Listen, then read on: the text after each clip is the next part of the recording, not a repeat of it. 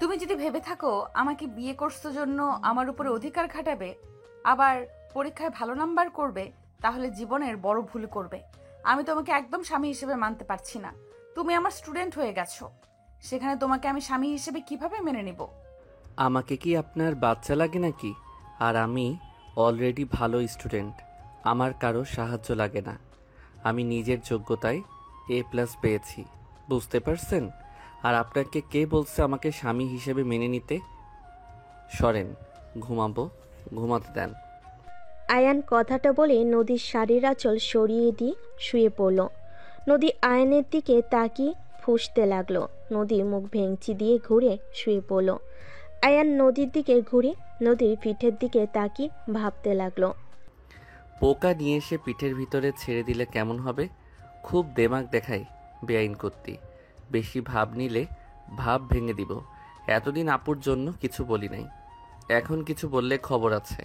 Wait, আরামে ঘুমানো বের করছি। আয়ন ইচ্ছে করে নদীকে পিছন থেকে জড়িয়ে ধরল। নদী চমকে উঠল সামনের দিকে ঘুরতে। আয়ান নদীর বুকে মাথা দিয়ে ঘুমানোর ভান করতে লাগলো। নদী আয়ানকে সরিয়ে দেওয়ার চেষ্টা করতে লাগলো।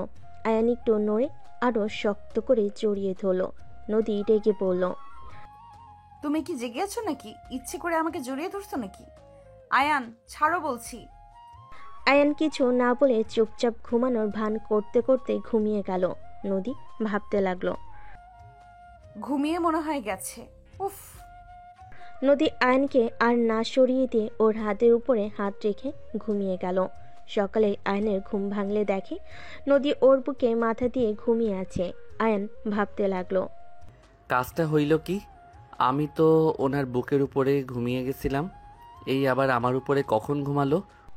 আয়ন নদীর কোমরের দিকে চোখ গেলে আয়ন আস্তে আস্তে নদীর কোমরের উপর হাত দিয়ে সুড়সুড়ি দিতে লাগলো। নদী ঘুমের ঘরে চুলকাতে লাগলো। আয়ন মিটিমিটি করে হাসতে লাগলো। আয়ন আবার দিতে যাবে, সাথে নদী বিরক্ত হয়ে উঠে পড়ল। দেখে আয়ন ঘুমিয়ে আছে। আয়নকে জড়িয়ে ধরে শুয়ে আছে। নদী আস্তে আস্তে আয়নের হাত সরিয়ে দিয়ে খাট থেকে উঠে পড়ল। নদী আলমারির কাছে গিয়ে শাড়ি বের করে ওয়াশরুমে চলে গেল। আয়ন এক চোখ খুলে দেখে নদী নাই। আয়ন লাফ দিয়ে উঠে ভাবতে লাগলো, উফ, ওই বেডা বিয়ে করে নিয়ে যাওয়া বাদ দিয়ে গার্লফ্রেন্ড নিয়ে পালাইলো, আর ওর হবু বউ আমার কপালে চলে আসলো। কচু, যদি কোনোদিন সামনে পাই লাথি মারবো পিছনে, বজ্জাত পোলা। আয়ান কথাগুলো ভাবছিল। তখনই ফ্রেশ হয়ে নদী ওয়াশরুম থেকে বের হয়ে দেখে আয়ন কিছু নিয়ে ভাবছে। আয়ানকে দেখে নদী বলে ওঠে। ওই কি ভাবো এত? নদীর কণ্ঠ শুনে আয়ন পিছনে তাকিয়ে বলে, কিছু না। আয়ন কথাটা বলে উঠে আলমারি থেকে শার্ট প্যান্ট বের করে নদীর মাথা থেকে তোয়ালে খুলে নিলে। নদী রাগী লুক নিয়ে তাকিয়ে কিছু বলবে, সাথে সাথে আয়ন ঠোঁটে কিস করে দিয়ে বলে, জামাই কোনো কিছু নিলে রাগ করতে হয় না। তোমাকে তো আমি। কিস করবেন নাকি?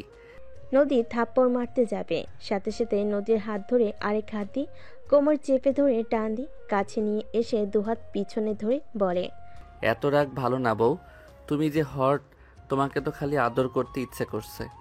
এতদিন তো বড় হাপু হিসেবে দেখছি, তাই কখনো সেইভাবে তোমার দিকে তাকাই নাই। এখন তোমাকে দেখে আমি পুরো ফিদা হয়ে গেছি। ভেজা চুলে তোমাকে অসাধারণ লাগছে, তোমাকে দেখে নেশা লেগে যাচ্ছে। আয়নের কথা শুনে নদী ধাক্কা দিলে আয়ন সাথে সাথে দেওয়ালের সাথে ঠেকে গেল। নদীর দিকে হাসি দিয়ে কিছু বলার আগে নদী বলে উঠল, ছি, তোকে ভদ্র নম্র ভেবে এসেছি। এতদিন তোকে নিয়ে কত প্রশংসা করছি সবার কাছে, আর তুই সবার সামনে নিজেকে যেভাবে প্রেজেন্ট করস, আসলে তো তুই তেমন না। কতটা নোংরা তুই! তোর জায়গায় আমি থাকলে আমি তো কখনোই এভাবে কথা বলতাম না। কথা বলা তো দূর, তাকাতামও না। আমি তোর কলেজের ম্যাম, তোর উচিত আমাকে সম্মান করা। আমাকে দেখলে তোর লজ্জা পাওয়া উচিত। আর আমাকে তুই বলস আমি হট? নদীর কথা শুনে আয়ন নদীর হাত ধরে টান দিয়ে নিজের সাথে জড়িয়ে নিয়ে বলে, মাই ডিয়ার ম্যাম, ভুলে যাচ্ছেন আপনি আমার স্ত্রী। আমি মেয়ে না যে শরম পাবো। আমার বউকে আমি যা ইচ্ছে বলবো, এইটা আমার ব্যাপার। আপনি কলেজে ম্যাম, বাসায় আমার বউ, এটাই আপনার পরিচয়। ছাড় বলছি। আর তোর বউয়ের পরিচয় নিয়ে আমার থাকা লাগবে নাকি? ভুলে যাস না, এটা আমার বাপের বাড়ি। তোকে এখানে আমার বাবা আশ্রয় দিয়েছে বলে থাকতে পারতেছিস। এখন আমার শ্বশুর বাড়ি, আমি এখন নিশ্চিন্তে থাকবো। আগে ভাবতাম আমার ভাগ্য অনেক খারাপ, আমার বাবা মা নাই, আমার বোন আমাকে বড় করছে, অনেক কষ্ট অভাবে বড় হয়েছি, অনেক অভিযোগ ছিল, এখন আর নাই। আপনার মতো হট একটা বউ পাইছি, সাথে বড়লোক শ্বশুর বাড়ি। আয়নের কথা শুনে নদী রাগ কন্ট্রোল করতে না পেরে আয়নের মুখে থুতু দিয়ে বলে, তোর বোন কত ভালো, আর তুই মানুষের বাচ্চা হতে পারস না। তোর বোন সহজ সরল, আর তুই হইছস শিয়ানা। অতি উড়া উড়িস না। যদি আমার ফ্যামিলির কেউ বুঝতে পারে তুই আমাকে বিয়ে করছস আমাদের সম্পদের জন্য, আর আমি যদি অভিযোগ করি তুই আমার সাথে বাজে ব্যবহার করস, তুই সবার সামনে যত ভদ্র দেখাস ততটা ভদ্র তুই না, তাহলে তোকে তোর বোনকে ঘাট ধাক্কা দিয়ে বের করে দিবে। আয়ন নদীকে ছেড়ে দিয়ে ওর শাড়ির আঁচল নিয়ে মুখে লাগা থুতুগুলো মুছতে মুছতে বলতে লাগলো, আমি একবারও বলি নাই তোমাদের সম্পদের জন্য তোমাকে বিয়ে করছি। তোমাদের সম্পদে আমি থুতু দেই। আমার পড়াশোনা শেষ হইলে আমি তোমাদের সব ঋণ শোধ করে দিব। নিজে ভালো চাকরি নিয়ে তোমাকে ভাড়া বাসায় থাকবো। আস্তে আস্তে টাকা জমিয়ে নিজস্ব বাড়ি করব। আয়ন কথাগুলো বলে ওয়াশরুমে চলে গেল। আয়ন গোসল করে জামা কাপড় পরে নিল। ওয়াশরুম থেকে বের হয়ে রেডি হয়ে নিচে চলে গেল। সবাইকে সালাম দিল। আয়নের সালামের উত্তর নিল সবাই। নদীর ছোট বোন তুলি বলে উঠল, আরে বেয়াই, আপনাকে তো দেখি আজকে বেশি কিউট আর হ্যান্ডসাম লাগছে। তুলির কথা শুনে নদীর ভাবি রূপা বলে ওঠে, আরে লাগবে না আবার, আমার ননদের আদর পেয়ে সুন্দর হয়ে যাচ্ছে। রূপার কথাগুলো শুনে সবাই হাসতে লাগলো। আয়ন লজ্জায় মাথা পিছনে দিয়ে বলতে লাগলো, না মানে, আচ্ছা ভাবি আপু কোথায়? আয়ান, আপু আমি কি আজকে কলেজে যেতে পারবো নাকি কোনো কাজ আছে? আরে ভাই, নতুন বিয়ে করছো, বউকে সময় দাও, কলেজে গিয়ে কি হবে? হ্যাঁ ভাবি বাজে কথা বলেন না। আমি আয়ানকে কখনোই স্বামী হিসেবে মানব না। আমি সবাইকে বলে রাখলাম আয়ানকে কোনোদিন স্বামী হিসেবে মানব না, তাই আমার সাথে জড়িয়ে ওর বিষয়ে কোনো কথা কেউ বলবে না। নদীর কথা শুনে নদীর আব্বু আম্মু কিছু বলবে তার আগে নদী বের হয়ে গেল। নদীর আম্মু রেগে বলে, দেখলে তোমার মেয়ের কি দেমাক, ওকে যে আয়ান বিয়ে করেছে তাই কথা না, আর সেখানে কত বড় কথা বলল। আয়ানকে স্বামী হিসাবে কখনোই মেনে নিবে না। আর কেউ কিছু বলবে তার আগেই আয়ন নদীর আম্মুর দু কাঁধে হাত দিয়ে ধরে বলে, উফ আন্টি রাগ করেন না, আপনার মেয়েকে পটানোর দায়িত্ব আমার। এমনভাবে পটাবো দেখবেন তখন নিজের মুখে আমাকে স্বামী হিসেবে পরিচয় দিবে। আয়ান, নদীর সাথে পাকনামি যেন করতে যাস না। ওর মাথা ঠান্ডা হলে সব ঠিক হয়ে যাবে। তুই ছোট, তোর সাথে বিয়ে দিয়েছি তাই রাগ করেছে। এখানে যে কেউ রাগ করবে। বৌমা, তুমি সবসময় নদীর হয়ে কথা বলবে না তো? তোমাদের দুজনের আদর পেয়ে পেয়ে এত বড় কথা বলার সাহস পেল। আম্মু ক্ষমা করবেন, আমার কথা যদি কষ্ট পান। আম্মু, নদীর জায়গায় যে কেউ থাকলে রাগ করতো। আপনারা হঠাৎ করে আয়ানের সাথে বিয়ে দিলেন, বিষয়টা নদী মেনে নিতে পারছে না, তাইও রেগে আছে। কেন, তোমার ভাই কি ভালো ছেলে না? ওই কি খারাপ ছেলে নাকি যে তোমার ননদ এত বড় কথা বলবে? আম্মু, নদীকে কিছু সময় দেন, আর যত বলুক, স্বামী স্ত্রীর সম্পর্ক পবিত্র থাকতে থাকতে এমনিতেই ভালোবাসা তৈরি হয়ে যাবে। এখন ওই ছোট, আর আয়ানও তো নদীকে বড় আপু বলে ডাকতো। আয়ানকেও নদী তো ছোট ভাইয়ের মতো দেখতো। সেখানে হুট করে স্বামী হয়ে গেলে বিষয়টা লজ্জাজনক ব্যাপার। আমি কিছু বলবো না, তোমরা যা ইচ্ছে করো। নদীর আম্মু রাগ করে চলে যেতে নিবে। আয়ন দৌড়ে নদীর আম্মুর রুমে চলে গেল। নদীর আম্মু খাটের উপর বসলে আয়ন হাঁটু গেড়ে বসে হাত ধরে বলে, আন্টি আপনি এমনভাবে থাকলে কিন্তু আমার ভালো লাগে না। আপনি এইসব নিয়ে চিন্তা করবেন না তো, আমি ওনার মনে জায়গা করে নিবই, আর যা করা লাগবে আমি সব করব। আর সত্যি বলতে আমারও প্রথমে অনেক লজ্জা লাগছিল। ছেলে মেয়ের ভালো করতে গেলে আমরা বাবা মা খারাপ হয়ে যায়। আন্টি এইটা কি বলেন? ভাইয়া আপুরা আর উনিও আপনাদের দুইজনকে অনেক ভালোবাসে। ওনার রাগ হয়েছে তাই এমনভাবে কথা বলছে। আপনি শুধু শুধু রাগ করছেন, দেখেন, আপনি আর আঙ্কেল হুট করে আমাকে বিয়ের কথা বলেন, আমি রাজি হইতে চাই নাই। আপনার মুখের দিকে তাকিয়ে আমি রাজি হয়ে যাই। দুইজনের সময় দরকার। আচ্ছা আন্টি, আমার ফোনটা বাজছে। আয়ন উঠে ফোনটা রিসিভ করে ওর ফ্রেন্ডদের সাথে কথা বলা শেষ করে নদীর আম্মুকে কিছুক্ষণ বুঝিয়ে আয়ন রুম থেকে বের হয়। আগের রুমে গিয়ে ব্যাগ নিয়ে বের হইলে আয়নের দুলাভাই আশিক বলে উঠল, আয়ান, গাড়ি ভাড়া নিয়ে যাও। ভাইয়া ভাড়া আছে, ওনার বিয়েতে তো অনেক টাকা উঠছে, ওইগুলো আছে। ও আচ্ছা, আসো, কলেজে নামিয়ে দিয়ে অফিসে যাব। আপনার আবার লেট হয়ে যাইতে পারে, আপনি যান, আমি গ্যারেজ থেকে সাইকেলটা নিয়ে চলে যাব। আচ্ছা, সাইকেল ঠিক করছো? জি, ঠিক করা হয়েছে। আয়ান ওর দুলাভাইয়ের সাথে কথা বলা শেষ করে বাসা থেকে বের হয়ে গেল। সামনে গ্যারেজ থেকে সাইকেল নিয়ে সোজা কলেজে চলে গেল। কলেজে ঢুকে সাইকেলের এক সাইডে রেখে হেঁটে যেতে লাগলো। নিচের দিকে তাকিয়ে থেকে রাকিবকে কল করতে করতে যেতে লাগলো।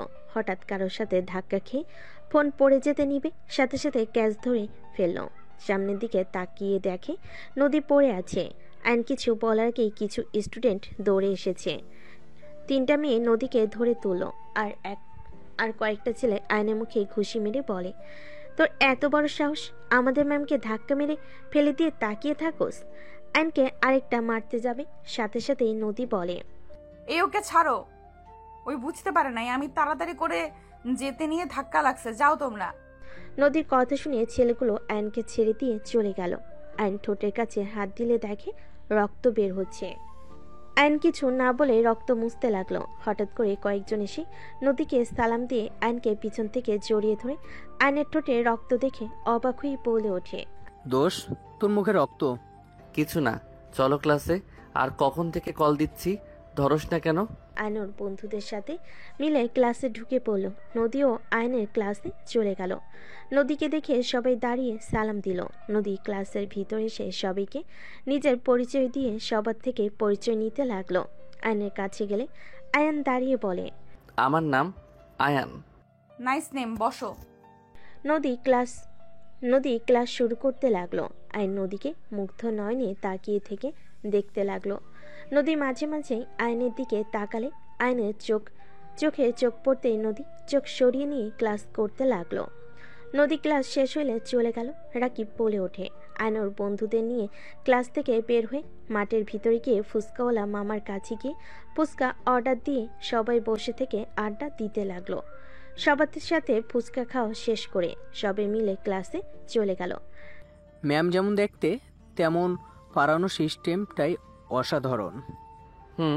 আচ্ছা বাহিরে চলো, তোদের ট্রিট দিব। আর বলিস কি, তুই আমাদের ট্রিট দিবি? হ্যাঁ চল, বেআইনের বিয়েতে টাকা পাইছি, ওইগুলো দিয়ে খাওয়াবো তোদের। বাহ বাহ, চল। 1:30 কলেজ ছুটি হইলে আয়নোর বন্ধুদের সাথে বের হয়ে গেল। 3টার দিকে বাসায় আসলে আয়নের মুখে কাটা দেখে আতিয়া বলে ওঠে, আয়ান, কি হয়েছে? তোর ঠোঁটের কাছে কাটা কেন? কিছু না আপু। কয়েকটা ছেলের ঘুষি খেয়েছে ভাবি। নদীর কথা শুনে সবাই অবাক হয়ে বলে, কি আয়ান, কি করছোস যে তোকে ওরা মারলো? তুই কি ক্ষতি করেছিলি ওদের? তোর অনেক সাহস বেড়ে গেছে, তাই না? আপু, আমি কিছু করি নাই। আতিয়া মারতে আসবে, সাথে সাথে নদী পানি খাওয়া শেষ করে বলে, ভাবি আমাকে ধাক্কা দিয়ে ফেলে দিয়েছিল, তাই আমার স্টুডেন্টরা ওকে মারছে। কোনো স্টুডেন্টের সামনে শিক্ষিকাকে অসম্মান করলে কি ছেড়ে দেবে নাকি? কি, ওই তোমাকে ধাক্কা দিয়েছিল? আয়ান, আমি তোকে এই শিক্ষা দিয়েছি? নিজের স্ত্রী সব স্টুডেন্টের সামনে ধাক্কা দিয়ে ফেলে দিয়ে অসম্মান করস? তোর লজ্জা লাগে না?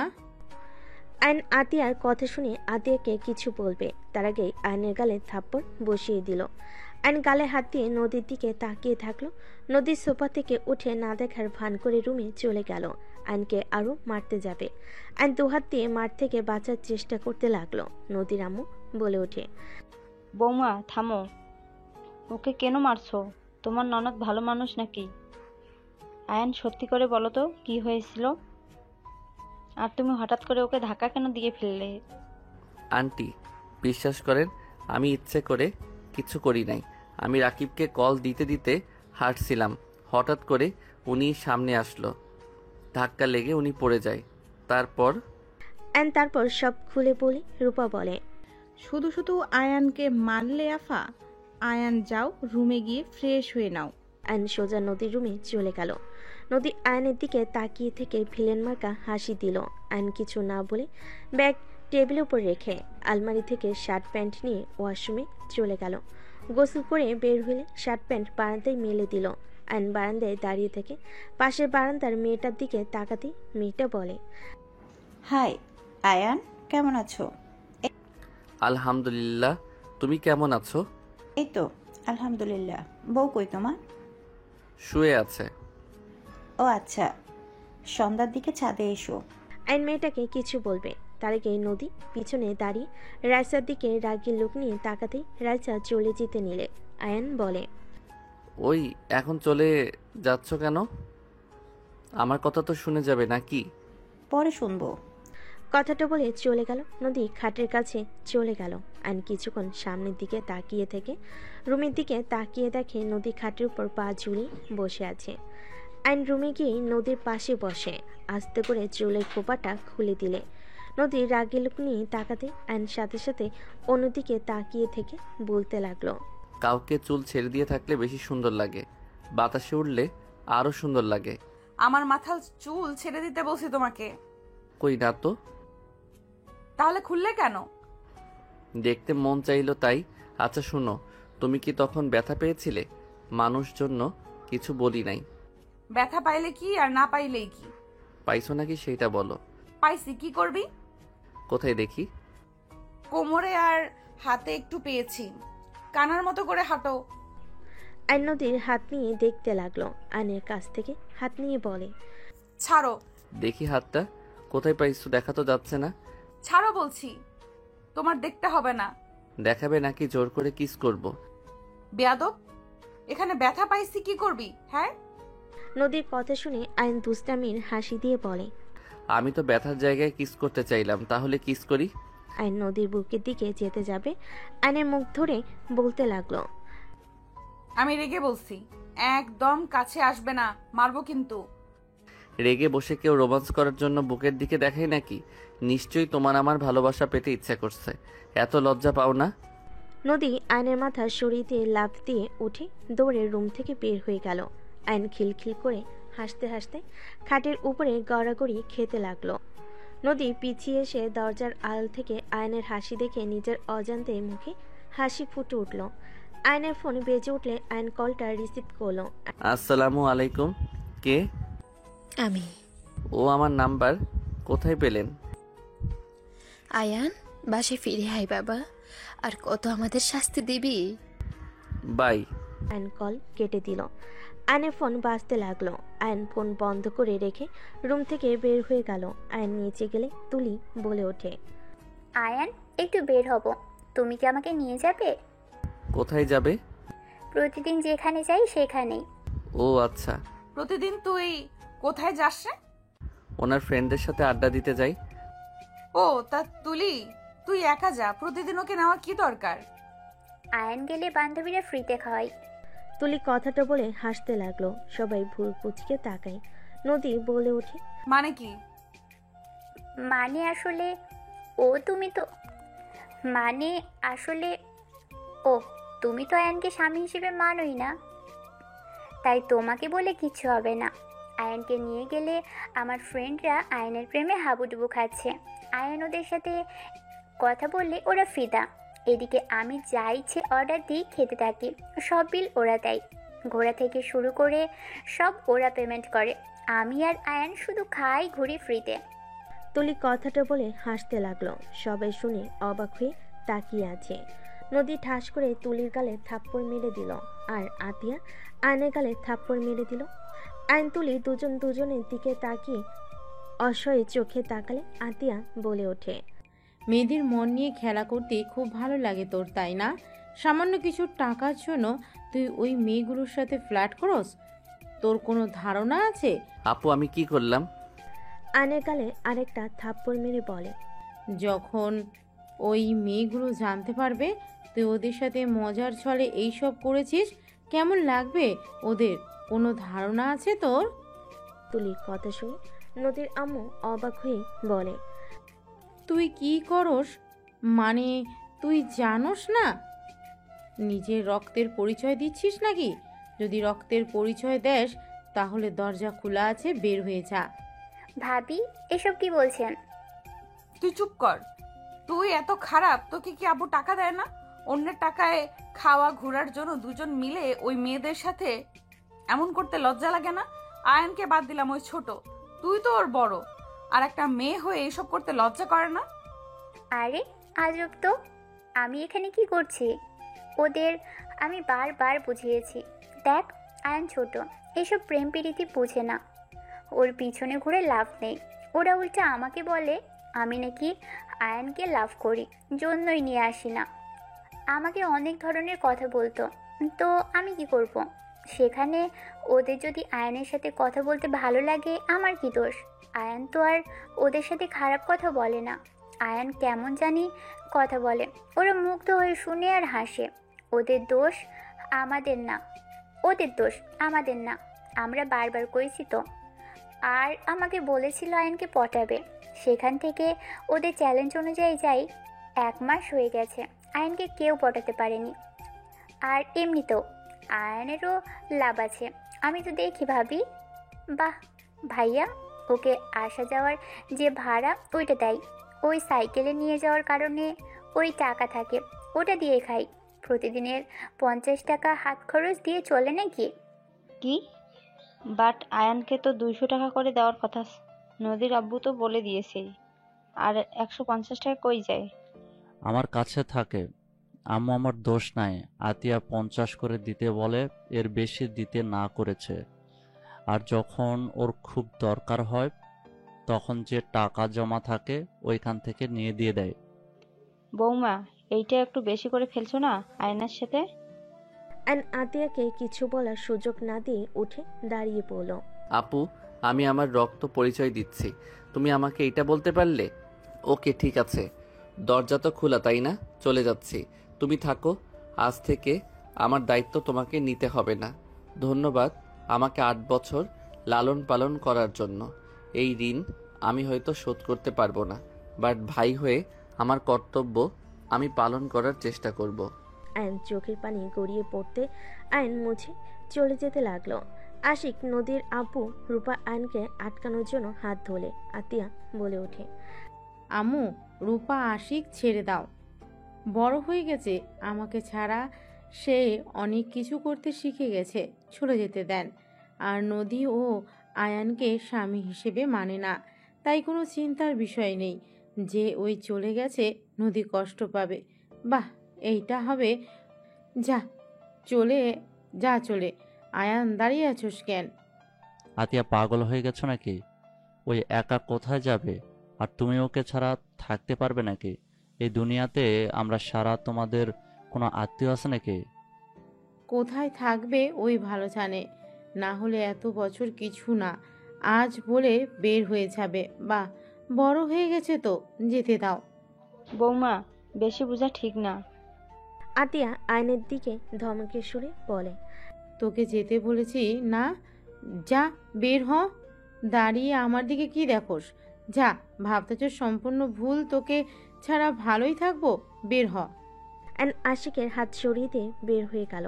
আশিক দৌড়ে আয়নের পিছন যেতে লাগলো। আয়ন কোনো কথা না শুনে বের হয়ে গেল। আতিয়ার চোখের পানিগুলো টলমল করতে লাগলো। রূপা আতিয়ার দিকে তাকিয়ে বলে, বের হয়ে যেতে বলে এখন কাঁদছো কেন? শুধু শুধু ওকে বের করে দিলে।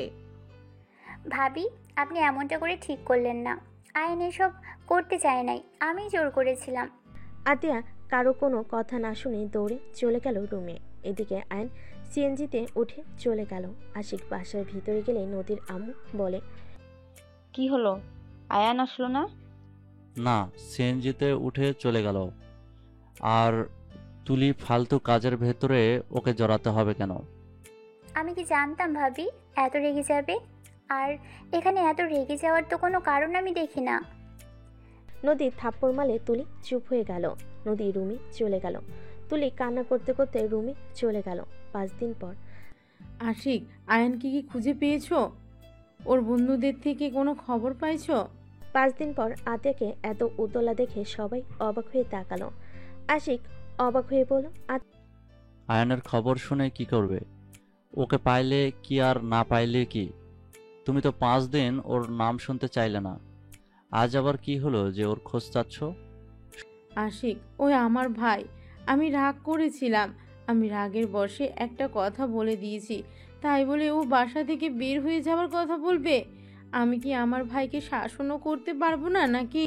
শোনো, আমাদেরও ভাই বোন আছে।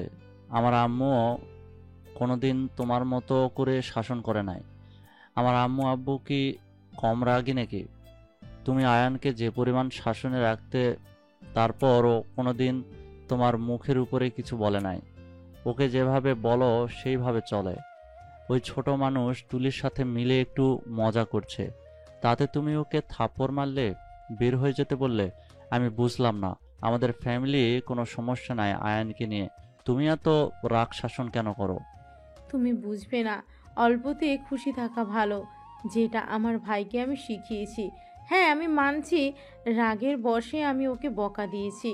ওর বোঝা উচিত ছিল আমি ওর ভালোর জন্য ওকে বকাগুলো দিয়েছি। ওই ছোট আর কত সহ্য করবে? এইটাই শাসন বলে না আতিয়া, পাগলামি বলে। আমার ছেলে মেয়েকে তুমি এত শাসন করতে পারবে না।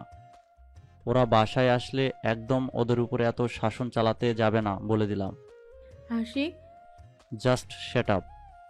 আশিক, বৌমার সাথে ঝগড়া করিস না। তুই কি আয়ানের খোঁজ পেয়েছোস? নদী, ওই কি কলেজে আসে না? না, আমি খুঁজেছি, ওকে পাই নাই।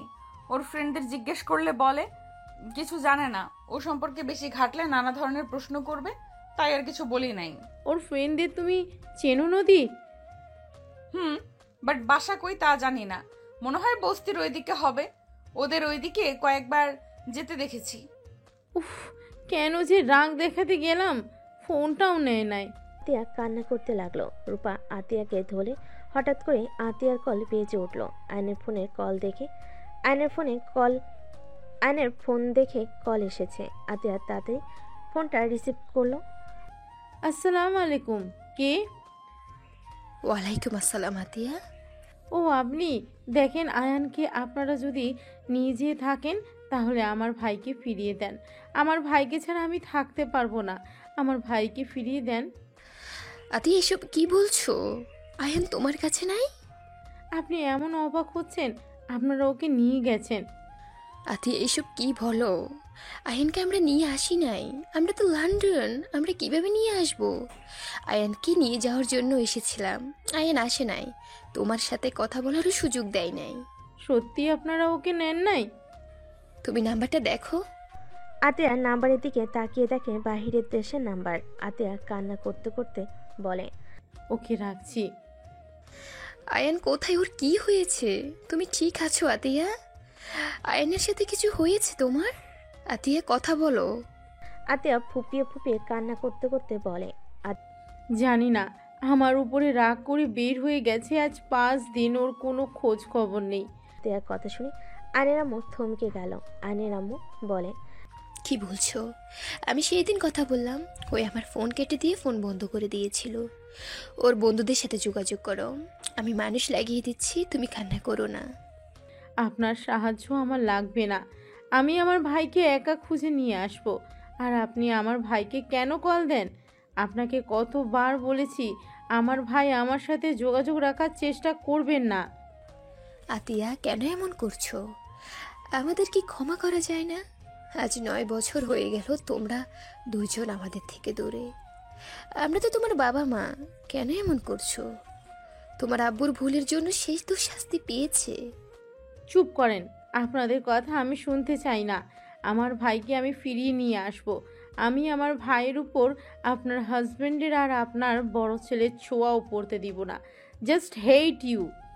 আয়নের আম্মুকে কিছু বলতে না দিয়ে কল কেটে দিয়ে রাগে বসে ফোন আঁচার দিয়ে ভেঙে ফেলল। আতিয়ার এমন রাগ দেখে সবাই চমকে গেল। আতিয়া ওর ফোন বের করে একজনকে কল দিয়ে বলল, আসসালামু আলাইকুম, আমি আতিয়া। ওয়ালাইকুম আসসালাম। চাচ্চু, তুমি কোথায়? আমি যেখানে থাকার সেখানে আছি। আপনি আমাকে সাহায্য করতে পারবেন? কি হয়েছে চাচ্চু, কান্না করছো কেন? আমি আয়ানের পিক আপনাকে দিচ্ছি। 2 ঘন্টার ভিতরে ওকে খুঁজে বের করে দিবেন। কি হয়েছে আয়নের? আমার সাথে ঝামেলা হয়েছিল, রাগ করে চলে গেছে। 5 দিন ধরে ওর কোনো খোঁজ পাচ্ছি না। আমার যতটা ধারণা ও এই এলাকায় আছে। ওর কাছে বেশি টাকা নাই যে বাইরে যাবে। ঠিক আছে, কান্না করো না, আমি দেখছি। আতিয়া কথাগুলো বলে ফোন কেটে দিল। আয়নের পিক পাঠিয়ে দিল। আতিয়া নিচ থেকে সিম ভেঙে ফেল। আশিক বলে ওঠে, কাকে বললে যে 2 ঘন্টার ভেতর আয়ানকে বের করে দেবে? এইটা কিভাবে সম্ভব? আমরা 5 দিন ধরে খুঁজে যাচ্ছি, পাচ্ছি না। আর আয়ানের ফোনের সিম ভেঙে কেন ফেললে? এই সিম ফোনের কোনো দরকার নেই। আর যাকে বলেছি তার উপরে আমার বিশ্বাস আছে। আতিয়ার ফোন বেজে উঠলে আতিয়া কল রিসিভ করতেই আয়ান বলে ওঠে, আপু, ওরা আমাকে ধরে নিয়ে এসেছে। আপু আমাকে যেতে দিচ্ছে না। তুই বল আপু, বাসায় যেতে বলেছে। আয়ন কিছু বলার আগেই চাচ্ছু ফোন রিসিভ করে বলে, আতিয়া, আয়ান আজকে আমাদের কাছে থাক। তোমার আম্মুরা কাজিনরা ওকে যেতে দিবে না। আয়ানকে আসতে দেন, ওই পরে গিয়ে ঘুরে আসবে। তুমি এখানে আসো। ভাই। আতিয়া কল কেটে দিল। আয়নের ফোনগুলো সিম সব টুকরো টুকরো তুলে ডাস্টবিনে ফেলে দিয়ে রান্নাঘরে চলে গেল। নদীর আম্মু আশিককে বলল, বৌমা আমাদের থেকে মনে হয় কিছু লুকাচ্ছে। ওর কথা বলার ধরন চেঞ্জ হয়ে গেছে। 2 ঘন্টার ভিতরে একটা মানুষকে কিভাবে খুঁজে বের করবে? আমিও বুঝতে পারছি না, এমন সরল নরম কণ্ঠে মানুষ কিভাবে এভাবে কথা বলতে পারে। রাগের চটে ফোন ভেঙে ফেললো। সবাই টুকটাক কথা বলতে লাগলো। 3 ঘন্টা পর কলিং বেল বাজার শব্দ হলো। কাজের লোক দরজা খুলতে চলে গেল। আইন ভিতরে ঢুকলো। সবাই অবাক হয়ে গেল। আতিয়ার সামনে কাপা কাপা কণ্ঠে বলল, আই এম সরি। লাস্টে 37 কার নাম্বার? আয়ান থমকে গেল। আয়ন ভয় ঢোক গিলে বলে, না মানে। আয়নের গালে সজোরে থাপ্পড় মেরে কলার ধরে বলে, না মানে কি? লাস্টে 37 কার? উত্তর দে আমাকে। আপু, আই এম সরি। আয়ন আতিয়াকে জোর করে জড়িয়ে ধরে কান্না করতে করতে বলে, আপু, আমাকে ক্ষমা করে দাও। বিশ্বাস করো, আমি তোমাকে ছাড়া কোথাও যাব না। উনি আমাকে কল দেয়, আমি ব্লগ দিতে গিয়েও পারি না। আমার ওনার কণ্ঠ শুনতে ভালো লাগে। ছাড় আমাকে, তাহলে চলে যা। তোকে কে থাকতে বলেছে এখানে? চলে যা। আমি তো খারাপ বোন, তোকে কোনো স্বাধীনতা দেই না। আমি সব সময় শাসনে রাখি। চলে যা তুই। আপু, আই এম সরি। প্লিজ আমাকে ক্ষমা করে দাও। আমার ভুল হয়ে গেছে। আমি আর ওনার ফোন রিসিভ করব না। উনি বারবার আমাকে কল করে। আমি কতবার বলছি আমাকে কল দিবেন না। আমি ফোন বন্ধ করে রাখি। ফোন চালু করলে ওনার 1000টা কল আসে। আমাকে আগে কেন বলস নাই? আমার থেকে আর কি কি লুকাচ্ছিস তুই? আর তুই এই 5 দিন কোথায় ছিলি? আপু, আমি একটা জব দিয়েছি। ওইখানে থাকা খাওয়া সব ফ্রি। মাসে 10,000 টাকা দিবে। তোকে জব নিতে কে বলেছে? আপু, আমি তো বড় হয়েছি, এখন আমার স্ত্রীও আছে। বউকে কিছু কিনে দিতে গেলে সেই তোমার থেকে চাইতে হবে বা দুলাভাইয়ের থেকে। আমার এইটা মোটেও ভালো লাগবে না। নিজে সবার ঘাড়ে বসে খাচ্ছি, আবার বউকে কিছু দিতে গিয়ে তাদের থেকে যদি নিতে হয়। ওই, তোকে আমি বলছি আমাকে কিছু গিফট করতে? ওই তোর বয়স কত? এত পাকনামি তোকে কে করতে বলছে? ফাজলামি করস তুই, তাই না?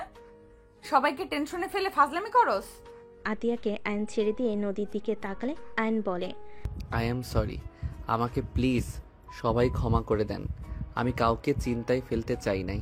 আপু আমাকে সেই দিন এমন কিছু বলছিল, আমি বিষয়টা মেনে নিতে পারছিলাম না। এই কি এমন বলছে তোকে? তোর বোন তো তোকে মাঝে মাঝে রেগে বাড়ি থেকে বের হয়ে যেতে পারে। সেখানে এতদিন যাস নাই, সেদিন কেন গেলি? বের হওয়ার ব্যাপারে আমার খারাপ লাগে নাই। আমার খারাপ লাগছে আপু আমাকে রক্তের পরিচয় দেওয়ার কথা শুনে। আমি কি এমন করছিলাম? আমি তো জাস্ট ওই মেয়েদের সাথে কথা বলতাম মজা করে। এর থেকে তো আমি কোনো বাজে কথা ভিতরে বা তাদের দিকে বাজেভাবে তাকাইও নাই। রুমে যা। আমার রাগ আরো বাড়ছে কিন্তু তোর উপরে। যাচ্ছি।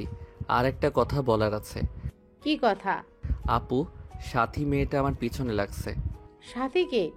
যে আমাকে ধরে নিয়ে গেছিল, ওনার ছোট মেয়ে, আমাদের পাশে কলেজে নাকি পড়ে। ও, তুই এড়িয়ে যাবি? আর তুই বিয়ে করছিস এটা কাউকে জানানোর দরকার নেই।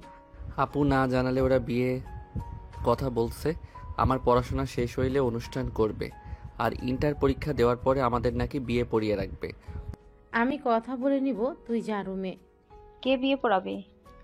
আসলে তোমাদের বড় ভাই বোনের মাঝে চলছেটা কি? তোমাকে কে কিডন্যাপ করেছিল? আমু, কিডন্যাপ না, আমি যাকে বলেছিলাম সেই ওকে খুঁজে নিয়ে গেছিল। ও আরেকটা কথা আপু, রূপা মেয়েটা নাকি ভাবি হয়। আঙ্কেলের কোম্পানির শেয়ারে যে মেয়েটা আছে উনি। কি? হুম। সব ঝামেলা একসাথে আসা লাগবে? রূপা ম্যাম তোমার ভাবি হয় মানে কি বলো এসব? ওনার সাথে তোমাদের সম্পর্ক হওয়ার তো দূর, ওনাদের তো অনেক বড় বিজনেস আছে, ওনার শ্বশুর শাশুড়ি সব লন্ডন থাকে, উনি বছরের একবার আসে, ওনাদের সাথে তোমাদের সম্পর্ক থাকার কোনো ভাবে সম্ভব না। ওর কথা রাখো তো, ও তো বড় মাপের মানুষদের সাথে আমাদের কি সম্পর্ক হবে? সাথী ওর বড় বোন রূপা, রূপার আব্বুকে আমি চিনি, উনি তো ভালো মানুষ, গরিবদের সাহায্য করে, সেখান থেকে পরিচয়। ও তাই বলো? আয়ন চলে গেল। আতিয়া নিজের রুমে চলে গেল। তুলি বলে ওঠে, দেখছো, সাথী আমাদের সাথে পড়ে, আমাদের ক্লাসে টপার, সেও ওর পিছনে লেগেছে। শুধু আপু আয়নের মর্ম বুঝলো না। Just shut up. নদী ধমক দিয়ে চলে গেল। আয়ন গোসল করে পোশাক পরে খাটের পর বসতেই নদী বলে ওঠে, বড়লোক বউ পেয়ে যাচ্ছিস, তোর তো মনে হয় খুশিতে আজ ঘুম হবে না। বাজে কথা বলো না। চকলেট খাবে? তোর চকলেট তুই খা। আমার শার্ট দিয়ে নাক পরিষ্কার করছিলেন নাকি? একটা শার্টের অবস্থা খারাপ। হো, ঠান্ডা লাগছে দেখে তো মনে হয় না। কান্না করছেন নাকি? হি হি, আমার বউ আমাকে একটু হইলেও ভালোবাসে। চুপ কর, কে তোকে ভালোবাসে? হ্যাঁ, আয়নের সামনেই আঙ্গুল তুলে কথাগুলো বলতেই আয়ন সাথে সাথে নদীর হাত ধরে টান দিয়ে কোলে বসিয়ে দিয়ে পিছন থেকে জড়িয়ে ধরে ঘাট থেকে চুল সরিয়ে কিস করলে নদী কেঁপে উঠল। নদী নিজেকে ছাড়ানোর চেষ্টা করতে লাগলো। আয়ন নদীর পেটে হাত দিয়ে নিজের সাথে চেপে ধরে বলল, ভালোবাসো মুখে বললে কি সমস্যা? হ্যাঁ, আমি তোকে ভালোবাসি না, ছাড় বলছি। আয়ন নদীকে টান দিয়ে খাটের উপর ফেলে দিয়ে দুই হাত খাটের সাথে চেপে ধরে মুখের কাছে নিয়ে যেতে নিলে নদী নিজেকে ছাড়ানোর চেষ্টা করতে লাগলো। আয়নের নিঃশ্বাস যত মুখের উপর পড়তেছে নদী কেঁপে উঠতে লাগলো। আয়ন ঠোঁটের কাছে গেলে নদীর ঠোঁট জোড়া কাঁপতে লাগলো। আয়ন ঠোঁট জোড়া নিজের দখলে নিয়ে নিল। নদীর চোখ বন্ধ করে ফেলো। আয়ন নদীর ঠোঁট জোড়া নিজের দখলে নিয়ে নিল। নদীর নিঃশ্বাস ঘন হতে লাগলো। আয়ন আস্তে আস্তে নদীর শাড়ির আঁচলে হাত দিয়ে সরিয়ে দিতেই হঠাৎ করেই নদীর ফোন বেজে উঠল। নদীর ধাক্কা দিয়ে সরিয়ে দিয়ে শাড়ির আঁচল ঠিক করে ফোন হাতে নিয়ে বারান্দায় চলে গেল। আয়ন ভুরু কুঁচকে তাকিয়ে বিড়বিড় করে বলতে লাগলো, শালা কল দেওয়ার সময় পেল না। আয়ন কথাটা বলে উঠে পড়তে বসলো। আয়ন পড়াশোনায় মনোযোগ দিতে লাগলো। নদী কথা বলা শেষ করে পিছনে ঘুরে আয়নের দিকে তাকিয়ে থেকে বারান্দা থেকে বের হয়ে ল্যাপটপ নিয়ে খাটে বসলো। আয়নের ফোনের কথা মনে পড়তেই আয়ন পিছনের দিকে ঘুরে তাকিয়ে বলল, বউ, আপু কি আমার ফোনটা নিয়ে নিয়েছে? ভেঙে ফেলছে, ফোন সিম দুইটাই। নদীর কথা শুনে আয়নের মন খারাপ হয়ে গেল।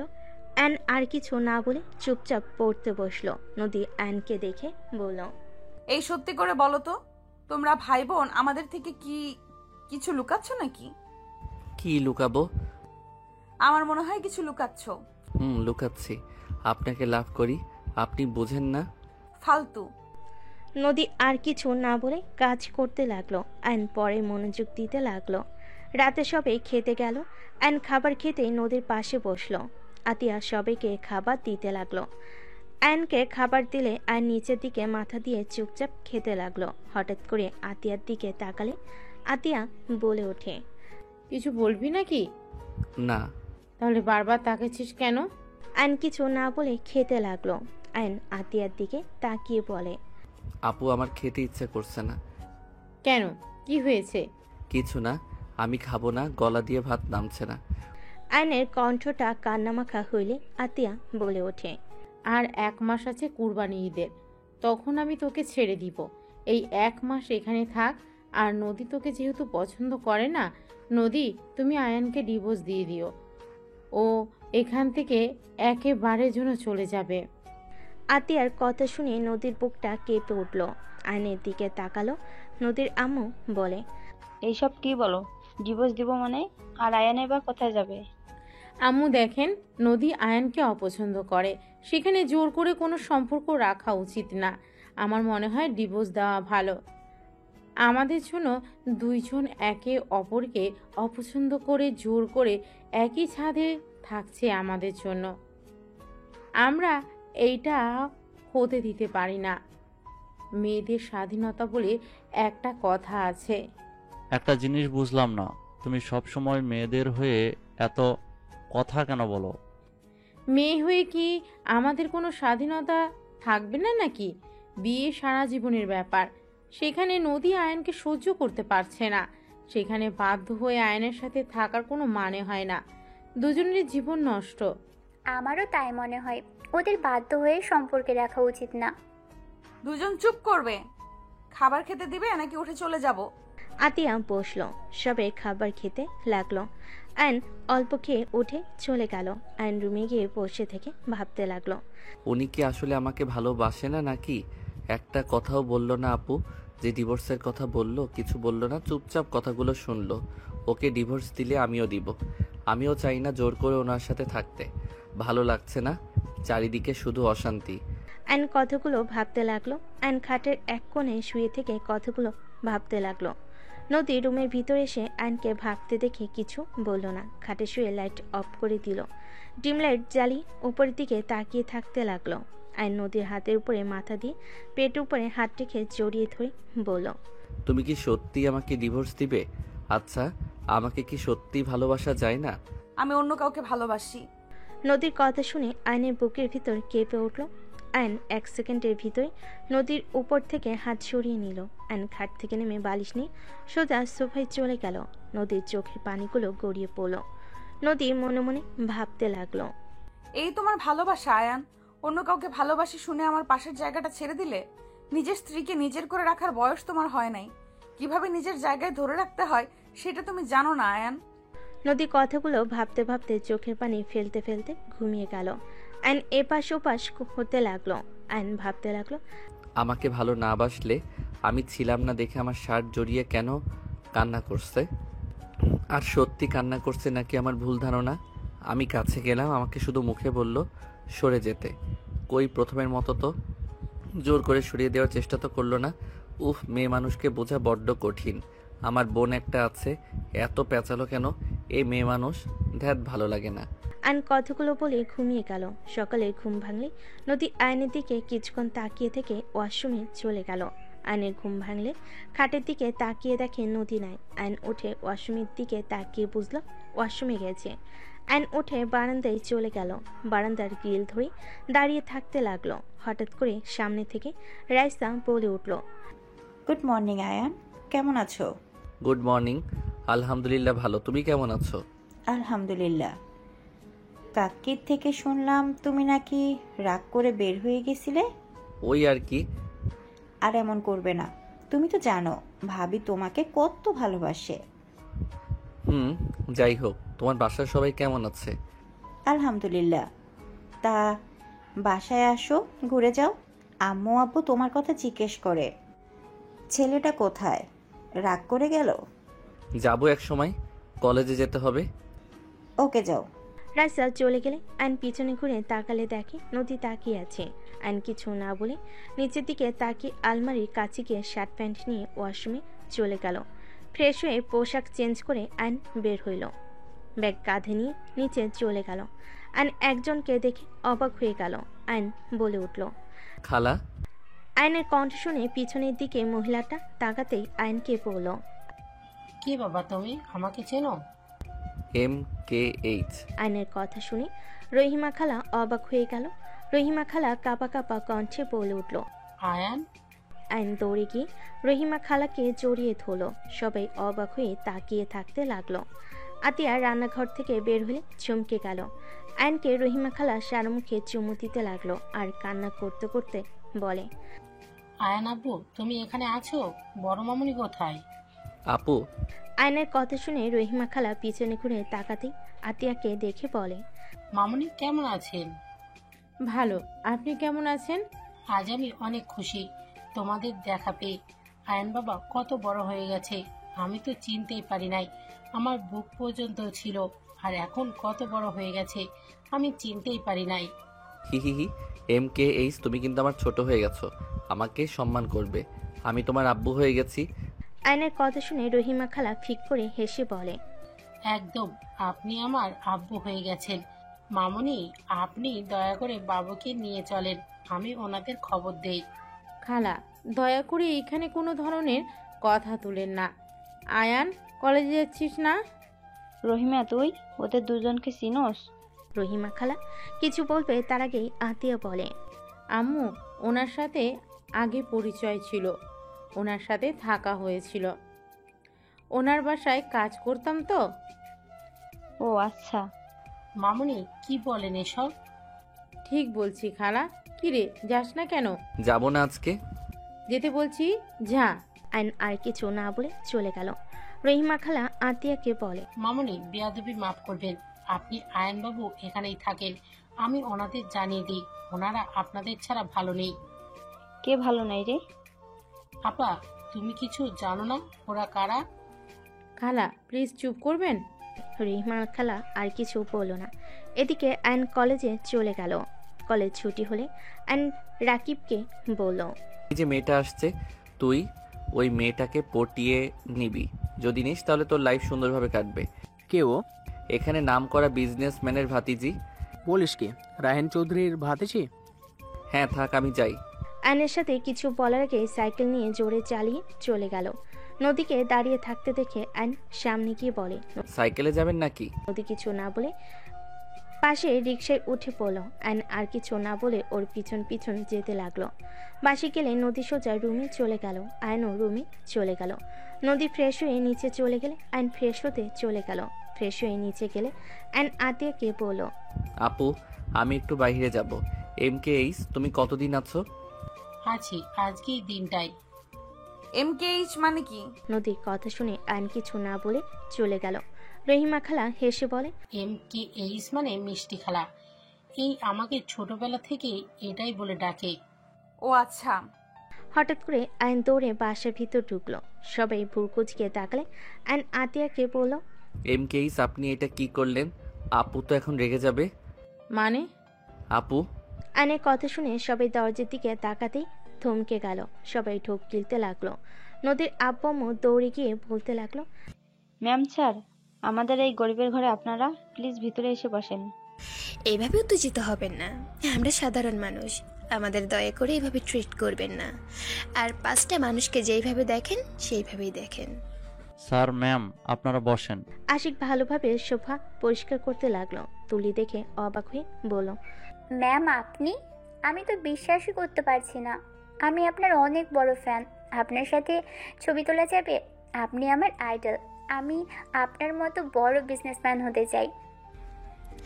শিওর, ইনশাল্লাহ আমার থেকে ভালো করবে তুমি। তুলি আয়নের আম্মুর সাথে ছবি তুলতে লাগলো। আয়নের আব্বু আম্মু বসলো। রহিমা খালা বলে ওঠে, ম্যাম বাবু। আয়নের দিকে তাকাতে আয়নের আম্মু চোখের পানি ধরে রাখতে পারল না। আয়নের দিকে উঠে যেতে আতিয়া আয়নকে টান দিয়ে নিজের কাছে দাঁড় করিয়ে বলে, আয়ান যেখানে যাচ্ছিলি সেইখানে যা। মামুনি, বাবুকে কেন সরিয়ে দিতে চাইছেন? খালা, আপনি কাজটা মোটেও ঠিক করেন নাই। আর খালা, টাকার কাছে বিক্রি হয়ে গেলেন। মামুনি, প্লিজ আমাকে মামুনি বলবেন না। বৌমা, আমার বোনের সাথে এরকম ব্যবহার করছো? যাও ওনাদের জন্য শরবত বানিয়ে নিয়ে আসো, গরমের সময়। আতিয়া চলে গেল আয়নের আব্বু আম্মুর জন্য শরবত বানিয়ে নিয়ে আসতে। খালা এগিয়ে গেলে আতিয়া হাত সরিয়ে দিয়ে বলে, মা হয়ে টাকার কাছে বিক্রি হয়ে গেছেন। আপনাকে দেখে আমার ঘৃণা হচ্ছে। আমার একটা মেয়ে মারা গেছে, এখনো আমার আরো সন্তানেরা আছে, তাদের ভবিষ্যৎটাকে নষ্ট করে দিতে পারি না। আতিয়ার আগে কিছু না বলে শরবত বানিয়ে বের হইল। রহিমা খালা আতিয়ার পিছন পিছন যেতে লাগলো। আতিয়া দুজনকে শরবত দিয়ে বলল, শরবত খেয়ে তিনজন বের হয়ে যান। আতিয়া, কি বলো? তোমার কোনো ধারণা আছে কাদের সামনে কথা বলছো? ম্যাম স্যার, দয়া করে কিছু মনে করবেন না। আতিয়া, বেশি করে ফেলছো কিন্তু। সমস্যা নাই, আপনারা ওনাকে কিছু বলবেন না। ম্যাম, কত ভালো। ওনাদের এত সম্মান করার কি আছে? আমরা মানুষ, ওনারাও মানুষ, মাথায় তোলার কোনো মানে হয় না। আশিক রাগে আতের হাত ধরে রাগী লুক নিয়ে তাকাতে রহিমা খালা তাড়াতাড়ি করে আশিকের হাত ধরে কিছু বলবে, সাথে সাথেই আতিয়া বলে, খালা ছাড়েন, আমার হাজবেন্ড আমার সাথে যেমন ইচ্ছে তেমন ব্যবহার করবে, হাত ছাড়েন ওর। আর আপনার ম্যাম স্যার নিয়ে এখান থেকে যান। উনি তোমার হাজবেন্ড? জি মিসেস রাহেলা চৌধুরী, উনি আমার হাজবেন্ড, আর ওনারা আমার শ্বশুর শাশুড়ি, আর ওই দুটা আমার ননদ। এইটাই আমার দেবরের বউ রূপা। তাই আমি চাচ্ছি না আপনারা দুইজন আমার শ্বশুর বাড়িতে বসে থাকেন। আয়নের আব্বু বলে ওঠে, আতিয়া প্লিজ আমাকে ক্ষমা করে দাও, প্লিজ তোমরা আমাদের সাথে চলো। আতিয়া রেগে বলে, অসম্ভব, আপনাদের সাথে আমরা কেন যাব? আপনারা চলে যান, আমাদের দয়া করে বিরক্ত করবেন না। আমরা আলহামদুলিল্লাহ অনেক সুখে আছি, প্লিজ চলে যান। আতিয়া, আর কত শাস্তি দিবে আমাদের? রহিমা তো আমাদের ক্ষমা করে দিয়েছে, সেখানে তুমি কেন আমাদের ক্ষমা করতে পারছো না? টাকা দিয়ে সব কিনতে পারবেন, আমাদের ভাই বোনকে টাকা দিয়ে কিনতে পারবেন না, বুঝতে পারছেন? আয়নের আব্বু বলে ওঠে, দেখো তোমার শ্বশুরের কোম্পানি লসের দিকে যাচ্ছে, তুমি আর আয়ান যদি আমাদের ক্ষমা করে আমাদের সাথে আসো, তাহলে আমি আশিকের কোম্পানির বড় করার সব কিছু দিয়ে দেব। দরকার হলে তোমাদের কলেজের ওইখানে যে কোম্পানি, ওটাই আশিককে দিয়ে দেব। আয়নের আব্বুর কথা শুনে আতিয়ার আগে সামনে থাকা ফুলদানি এক আছাড়ে ভেঙে ফেল আর রাগে চিল্লায়ে বলে ওঠে, আপনি আমার স্বামীকে লোভ দেখান, আপনার কোম্পানি আপনার কাছে রাখেন। দয়া করে এখান থেকে তিনজন যান। আপনারা যদি বেশি বুঝেন, আমি আয়নকে নিয়ে এখান থেকে চলে যাব। আপু। এই চুপ, তুই এখানে একটা কথা বলবি না। আপু, আফিয়া আরুষ এসেছে, শান্ত হও। আতিয়া আফিয়া আরুষকে দেখে চুপ হয়ে গেল। দুজন দৌড়ে এসে নদীকে জড়িয়ে ধরল। আফিয়া বলে, ফুপ্পি তোমরা দুইজন এখানে কার সাথে আসলে? আঙ্কেল আমাদের রেখে গেছে। মামা, তোমাকে কল দিলাম, ফোন বন্ধ কেন? ফোন সিম ভেঙে ফেলছে তোমার আম্মু। আসসালামু আলাইকুম। আপনাদের তো আমি ম্যাগাজিনে দেখেছিলাম আপনারা আমাদের বাসায়। ওয়ালাইকুম আসসালাম। আয়নের আম্মু আফিয়া আরুষকে জড়িয়ে ধরে সারা মুখে চুমু দিতে লাগলো। দুজন অবাক হয়ে তাকিয়ে থাকতে লাগলো। আফিয়া বলে ওঠে, আপনারা এত বড় মানুষ হয়ে আমাদের আদর করছেন। আমি তোমার নানি হই, আর ওইটা তোমার নানু ভাই হয়। সবাই অবাক হয়ে গেল। আফিয়া আরুষ অবাক হয়ে তাকিয়ে আছে। আফিয়া বলে ওঠে, কি বলেন? আমাদের তো নানা নানি নাই, আম্মু আর মামা আছে। আমার কথা বিশ্বাস না হলে তোমার মামা আর আম্মুকে জিজ্ঞেস করো। আফিয়া আতিয়ার আয়নের দিকে তাকিয়ে বলল, আম্মু, ওনারা কি আমার নানা নানি? হ্যাঁ। আতিয়ার কথা শুনে সবাই অবাক হয়ে গেল। নদীর আম্মু বলে ওঠে, কি ওনারা তোমার বাবা মা মানে? তুমি তো বলছো তোমরা এতিম। আমাদের থেকে নিজের পরিচয় কেন লুকিয়েছো? এত বড় বাড়ির ছেলে মেয়ে হয়ে ওই বস্তিতে কি করছিলে? এইসব মানে কি? আমাদের এভাবে ধোকা কেন দিয়েছ? আশিক, তুমি আমাকে ভুল বুঝছো। আমি তোমাদের ধোকা দিতে চাই নাই। আমি ওনাদের পরিচয়ে বাঁচতে চাই না। আমরা ভাই বোন ওনাদের পরিচয় নিয়ে থাকতে চাই না। দয়া করে তোমরা আমাকে ভুল বুঝো না। আমি ওনাদের ঘৃণা করি। আমি চাই নাই আমার ছোট ভাই আমার বাবা বড় ভাইদের মতো হোক, আর টাকা কারণে অভদ্র তৈরি হোক। মানুষকে মানুষ মনে করবে না, টাকার গরমে সব কিনে নেওয়ার চেষ্টা করবে, অন্যায় করে টাকা দিয়ে মুখ বন্ধ রাখবে। এমন যেন না হয়। সেই জন্য আমি আমার ভাইকে নিয়ে দেশে এসেছি। আমার ভাইকে আমি আমার মনের মতো করে বড় করতে পেরেছি, এটাই আমার সফলতা। ওইখানে যদি রাখতাম, আমার ভাই একটা অমানুষ হতো, আর ওই বাড়িতে আমার দম বন্ধ হয়ে আসতো। অনেক কিছু চাইলে বলা যায় না আশিক, শুধু এইটা মাথায় রেখো, এমন কিছু আছে যার জন্য আমার বাবা মা ভাইকে আমি ঘৃণা করি। কেন ঘৃণা করো? রাজপ্রাসাদ রেখে বস্তিতে থাকতে কি এমন করেছো যে তোমরা ওইখান থেকে চলে এসেছো? আর আয়ানকে এত শাসনে কেন রাখতে? আয়ানকে সবসময় অভাবের ভেতরে রাখার কেন চেষ্টা করতে? কিন্তু তুমি তো আমাকে বলতে পারতে, আমার ফ্যামিলিকে না বললে। বাট তুমি তো আমার সাথে কোনো কিছু শেয়ার করো না। এই তোমার ভালোবাসা, 7 বছর ধরে আমার সাথে আসো, কিন্তু একবারও বললাম না আমাকে। বের হয়ে যাও এখান থেকে। তুমি আমাদের সবাইকে ধোঁকা দিয়েছো। ধোঁকাবাজ মেয়েকে আমি আমার বউ হিসেবে দেখতে চাই না। এখনই বের হয়ে যাও। আশিক, চুপ, একদম আমার নাম ধরে ডাকবে না। ভাইয়া, তুমি কথা বলো না। তুমি নিজেও কাউকে কিছু জানাও নাই। তুমি ছোট হয়ে সবকিছু লুকিয়ে গেছো। আপনারা আপুর সংসার ভাঙতে ভালো লাগছে নাকি? আপনারা কেন আমাদের ভিতরে আসেন? আশিক বাবা, আমার মেয়েকে ভুল বোঝো না। চুপ করেন। আমাদের স্বামী স্ত্রীর মাঝে আপনি কথা বলবেন না। আমার সন্তানদের রেখে তোমাকে যেতে হবে। আশিক, চুপ করো। বৌমা কোথাও যাবে না। সবার সমস্যা থাকতে পারে, কোনো তো কারণ আছে। না হলে কেউ এত বড় জীবন যাপন রেখে সবার থেকে লুকিয়ে থাকে? আমি তো ওর স্বামী। কাউকে কিছু না বললে আমাকে তো বলতে পারতো নাকি? ওই আমাকে কিছু বলে নাই। আমি ওকে গরিব ভালো ভদ্র মেয়ে টিউটর হিসেবে বিয়ে করেছিলাম। আর ওই কিনা আমাদের মিথ্যা পরিচয় দিয়েছিল, মিথ্যা কথা বলে গেছে এতদিন। আতিয়া আশিকের পা জড়িয়ে ধরলে। আয়নের আপু কিছু বলতে যাবে, সাথে সাথে আয়নের আম্মু হাত ধরে থামিয়ে দিল। আতিয়া আশিকের পা জড়িয়ে ধরে কান্না করতে করতে বলে, আশিক প্লিজ, আমাকে ক্ষমা করে দাও। আমি মানছি আমার তোমাকে বলা উচিত ছিল, কিন্তু আমি তোমাকে বললে তুমি আমাকে বারবার জেরা করতে, কেন বের হয়ে এসেছি নানা ধরনের প্রশ্ন করতে, যেটা আমি তোমাকে বলতে চাই না। দেখো, সবার পার্সোনাল ব্যাপার থাকে যা সবাইকে বলা চায় না। প্লিজ আশিক, আমাকে ক্ষমা করে দাও। আর আমি সত্যিটা বললে তোমরা সবাই আমাকে ঘৃণা করবে। কি এমন কথা যে সবাই তোমাকে ঘৃণা করবে? আশিক, মামুনি অনেক ভালো। মামুনিকে তুই ভুল বুঝিস না। সব কিছু বলা যায় না। কাউকে বলা না গেলে আমাকে তো বলা যায়, তাই না? আতিয়া, পা ছাড়ো, বিরক্ত লাগছে। আর শোনো, তোমার বাবা মায়ের সাথে দুজন চলে যাও। আমি যাব না। আমি ওনাদের সাথে যেতে চাই না। আমি যদি চাই আমাদের আর কখনো বাংলাদেশে আসতে দেবে না। ওনাদের মান সম্মানে লাগবে এই বাড়ির বউ বলে। ভাইয়া প্লিজ আমাদের ক্ষমা করে দেন। আয়ন আশিকের সামনে গিয়ে ক্ষমা চাইলে আশিক কিছু না বলে আতিয়াকে সরিয়ে দিয়ে রুমে চলে গেল। আতিয়া আশিকের পিছন পিছন যেতে লাগলো। আয়ন রেগে বলতে লাগলো, এখানে আসতে কে বলেছিল আপনাদের? আপনারা কি ভাবছেন আপনারা এখানে আসবেন আর আপু আমি আপনাদের সাথে চলে যাব?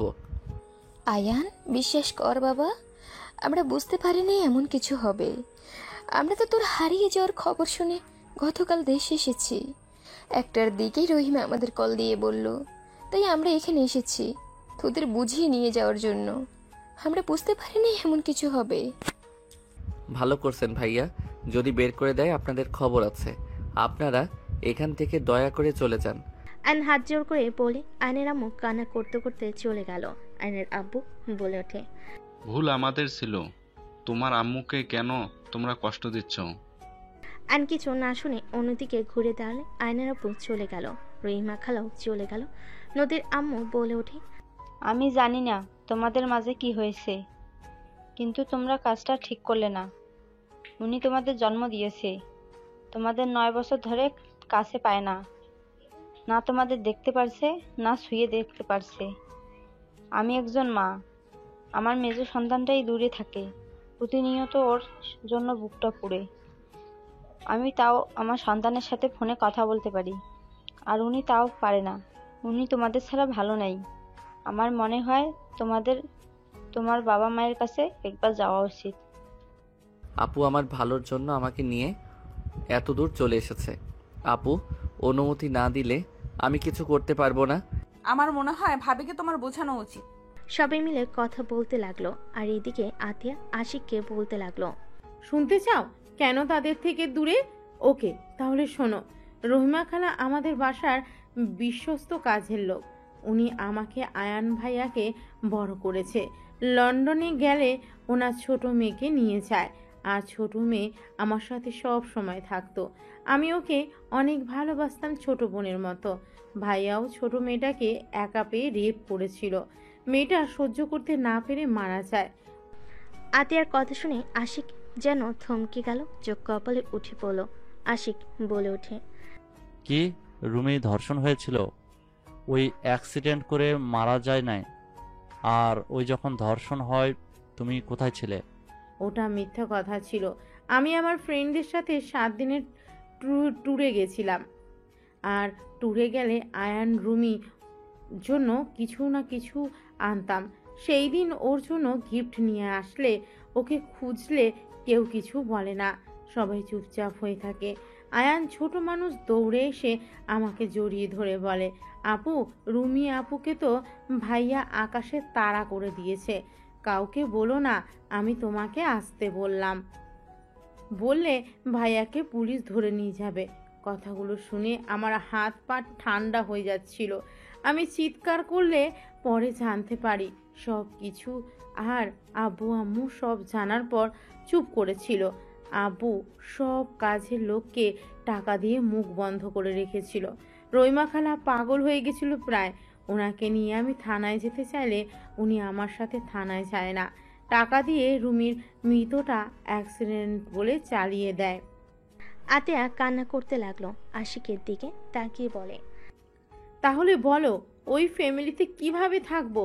ছেলে এত বড় অন্যায় করলো, অথচ বাবা মা কিছু বলে নাই, চুপ করে থাকছে।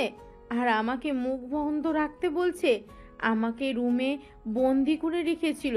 আম্মু পর্যন্ত আমাকে হুমকি দেয়, সেখানে বলবে ওদের পরিচয় সবাইকে জানাই। আজও কেউ জানে না যে রুমির মৃত্যু সত্যিটা। এইটা আমাকে তিলে তিলে কুড়ে খাচ্ছে। আমার নিজের ভাই হলে কি হবে? ওর শাস্তি পাওয়া উচিত ছিল। আর খালা আজ টাকার কাছে বিক্রি হয়ে গেছে। যা দেখতে পারছো সব আমার বাবার টাকায় করছে। তার বাকি সন্তানদের কথা ভেবে রুমির সাথে অন্যায় ভুলে গেছে। আমার সাথে শুধু থাকতো, তাতে আমি রুমিকে ভুলতে পারি নাই।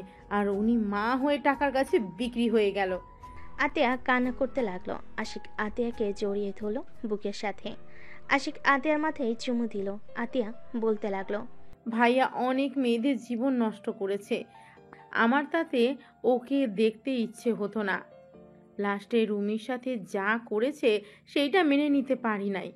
আর বাবা মাকে তার হয়ে কথা বলতে দেখে পরে আর উপায় না পেয়ে আয়ানকে নিয়ে আমি পালিয়ে দেশে চলে আসি। আমি চাই না আয়ানও ভাইয়ার মতো হয়ে যাক। এখন বলো আমি কি খুব অন্যায় করেছি? যারা অন্যায়কে অন্যায় মনে করে না, আমার ঘৃণা হয় ওনাদের দেখলে। সেখানে তাদের পরিচয়ে কেন চলবো বলতে পারো? আই অ্যাম সরি, আমি তোমাকে ভুল বুঝেছি। তোমাকে নিয়ে আমার গর্ব হচ্ছে। আমি ভুল মানুষকে আমার জীবন সঙ্গী হিসেবে বেছে নেই নাই। ওকে আর কাউকে এইসব বলার দরকার নাই। তুমি তোমার মতো থাকো। আতিয়া আশিককে জড়িয়ে ধরে কান্না করতে লাগলো। আশিক আতিয়াকে সান্ত্বনা দিতে লাগলো। আইন রুমে গিয়ে বসে থাকতে লাগলো। নদী আইনের পাশে এসে বসলো। আইন নদীর দিকে তাকিয়ে আবার নিচের দিকে তাকালো। নদী আইনকে বলল, আমার মনে হয় তোমার ফ্যামিলির সাথে তোমার থাকা উচিত। ওনার চোখের পানি মিথ্যা ছিল না। তোমাদের হারানো ব্যথা তার চোখের পানিগুলো স্পষ্ট দেখা যাচ্ছিল। সেই তোমাদের আম্মু, সেই কখনোই তোমাদের ক্ষতি চাইবে না। আমারও ইচ্ছে করে আম্মুর কাছে যেতে, কিন্তু আমি আপুকে কষ্ট দিতে পারবো না। ভাবিকে কাছে গিয়ে বোঝাও, দেখো বাবা মা কতদিন বাঁচবে। যদি তাদের সাথে শেষ পর্যন্ত না থাকতেই পারে, তাহলে সন্তান হয়ে জন্ম নিয়ে কি লাভ হইল? ফ্যামিলির সাথে বাঁচতে শিখতে হয়। সবাই মিলেমিশে থাকার মাঝে আনন্দ আছে। দেখো না আমাদের ফ্যামিলি একসাথে থাকে, কত মজা হয়। এভাবে দূরে দূরে থাকলে কি কোনো মজা আছে বলো? আমি কি করব? আমার মাথায় কিছুই ঢুকছে না। মাথা ব্যথা করছে, ঘুমাবো। আইন উপর হয়ে শুয়ে পড়ল। নদী আইনের দিকে কিছুক্ষণ তাকিয়ে থেকে ভাবতে লাগলো, তুমি আমাকে ছেড়ে চলে যাবে। ভাগ্যিস তোমার প্রতি ভালোবাসা প্রকাশ করি নাই, করলে আজ আরো বেশি কষ্ট পেতে হইতো। নদীর চোখের কোণায় পানি গড়িয়ে পড়তেই মুছে নিল। সন্ধ্যার দিকে ঘুম ভাঙলে চোখ খুলে দেখে নদী ওর পাশে আদর্শা হয়ে বসে আছে। আইন নদীর কোলে মাথা দিতেই নদী চমকে উঠল। আইন জড়িয়ে ধরে বলল, তুমি কি আমার উপরে ভাইয়ার মতো রাগ করছো? আমি রাগ করলেই কি আর না করলেই কি আয়ান? আমি তো আর তোমার কেউ না। নদী, তুমি আমার স্ত্রী। তুমি কি আমাকে ভালোবাসতে পারবে না? আমি কি তোমার ভালোবাসা পাওয়ার যোগ্য না? তুমি বড়লোক ঘরের ছেলে, আমাদের সাথে তোমার যায় না। তুমি বিয়ে করলে বড়লোক দেখে বিয়ে করবে। তুমি আমার গার্লফ্রেন্ড না, নদী, তুমি আমার বিয়ে করা বউ। বউ গার্লফ্রেন্ডের মধ্যে অনেক পার্থক্য। আমি তোমাকে খুব তাড়াতাড়ি ডিভোর্স দিয়ে দিব। ও সরি, তুমি তো অন্য কাউকে ভালোবাসো। আমাকে ডিভোর্স দিয়ে তার কাছে চলে যাবে নাকি? তোমাকে যখন ওই লোকটা বিয়ে করলো না, তখন তুমি তোমার বয়ফ্রেন্ডকে বিয়ে করতে পারো নাই? কোথায় ছিল তোমার বয়ফ্রেন্ড? দেখো, আমি তোমাকে ছাড়তে পারবো না। মানুষ জীবনে বিয়ে একবার করে, বারবার করার কোনো ইচ্ছে নাই। আমি তোমাকে ভালোবাসি। আমি আর কাউকে বউ হিসেবে মেনে নিতে পারবো না। তুমি আমাকে ভালোবাসো না, এটা আবেগের বশে বলছো। তোমার বাবা মা যদি বলে মেয়ে বড় বেশি, ছেলের বউ হিসেবে মানলাম না, তখন তুমি নিজেই আমার হাত ছেড়ে দিবে। আর এখন আমাকে ভালো লাগছে, ভবিষ্যতে আমাকে তোমার ভালো লাগবে না। নদীর কথা শুনে আয়নের রাগ উঠল। আয়ন কোনো কিছু না বলে উঠে পড়ল। আয়ন ওয়াশরুমে চলে গেল। আয়ন মুখে পানি দিয়ে আয়নের দিকে তাকিয়ে থাকতে আয়ন ভাবতে লাগলো, আমাকে ডিভোর্স দিবা তাই না? আগে তোমাকে বাচ্চার আম্মু বানাই, তারপর দেখবো আমাদের ছেড়ে কিভাবে যাও। আর এই ফালতু কথা বলা বের করব। আয়ন দুষ্টু হাসি দিয়ে ফ্রেশ হয়ে বের হইল। নদীর দিকে তাকাতে নদী উঠে চলে গেল। আয়ন নদীর পিছন পিছন যেতে লাগলো। আয়নের পকেটে বাদাম থাকাতে আয়ন একটা বাদাম নিয়ে সোজা নদীর কোমরের দিকে ছুঁড়ে মারল। নদীর ভুল কুচকে পিছনে তাকালে আয়ন শীষ বাজাতে বাজাতে অন্যদিকে তাকিয়ে নিচে নেমে যেতে লাগলো। নদী বলে উঠল, ফাজিল কোথাকার, বেয়াদব ছেলে একটা। নদীর কথা শুনে সবাই নদীর দিকে তাকালো। আয়ন নদীর দিকে তাকিয়ে বলে, এক্সকিউজ মি, আমাকে কিছু বলছেন? থাপ্পড় মেরে দাঁত ফেলে দিব। আন্টি, এটা কি ধরনের বেয়াদব বলেন তো? স্বামীর দাঁত ফেলে দিলে সবাই ওনাকে বলবে না? দাঁত ছাড়া স্বামী, মান সম্মান কার যাবে বলেন তো? আয়নের কথা শুনে আতিয়া বাদে সবাই হেসে দিল। নদী রেগে বলে উঠল, জাস্ট শাট আপ আয়ান। ঢং। আয়ন কথাটা বলে নিচে নামলো। নদী নিচে নেমে সোফায় বসলে আতিয়া বলে ওঠে, নদী, মন থেকে একটা কথা বলবে? কি কথা ভাবি?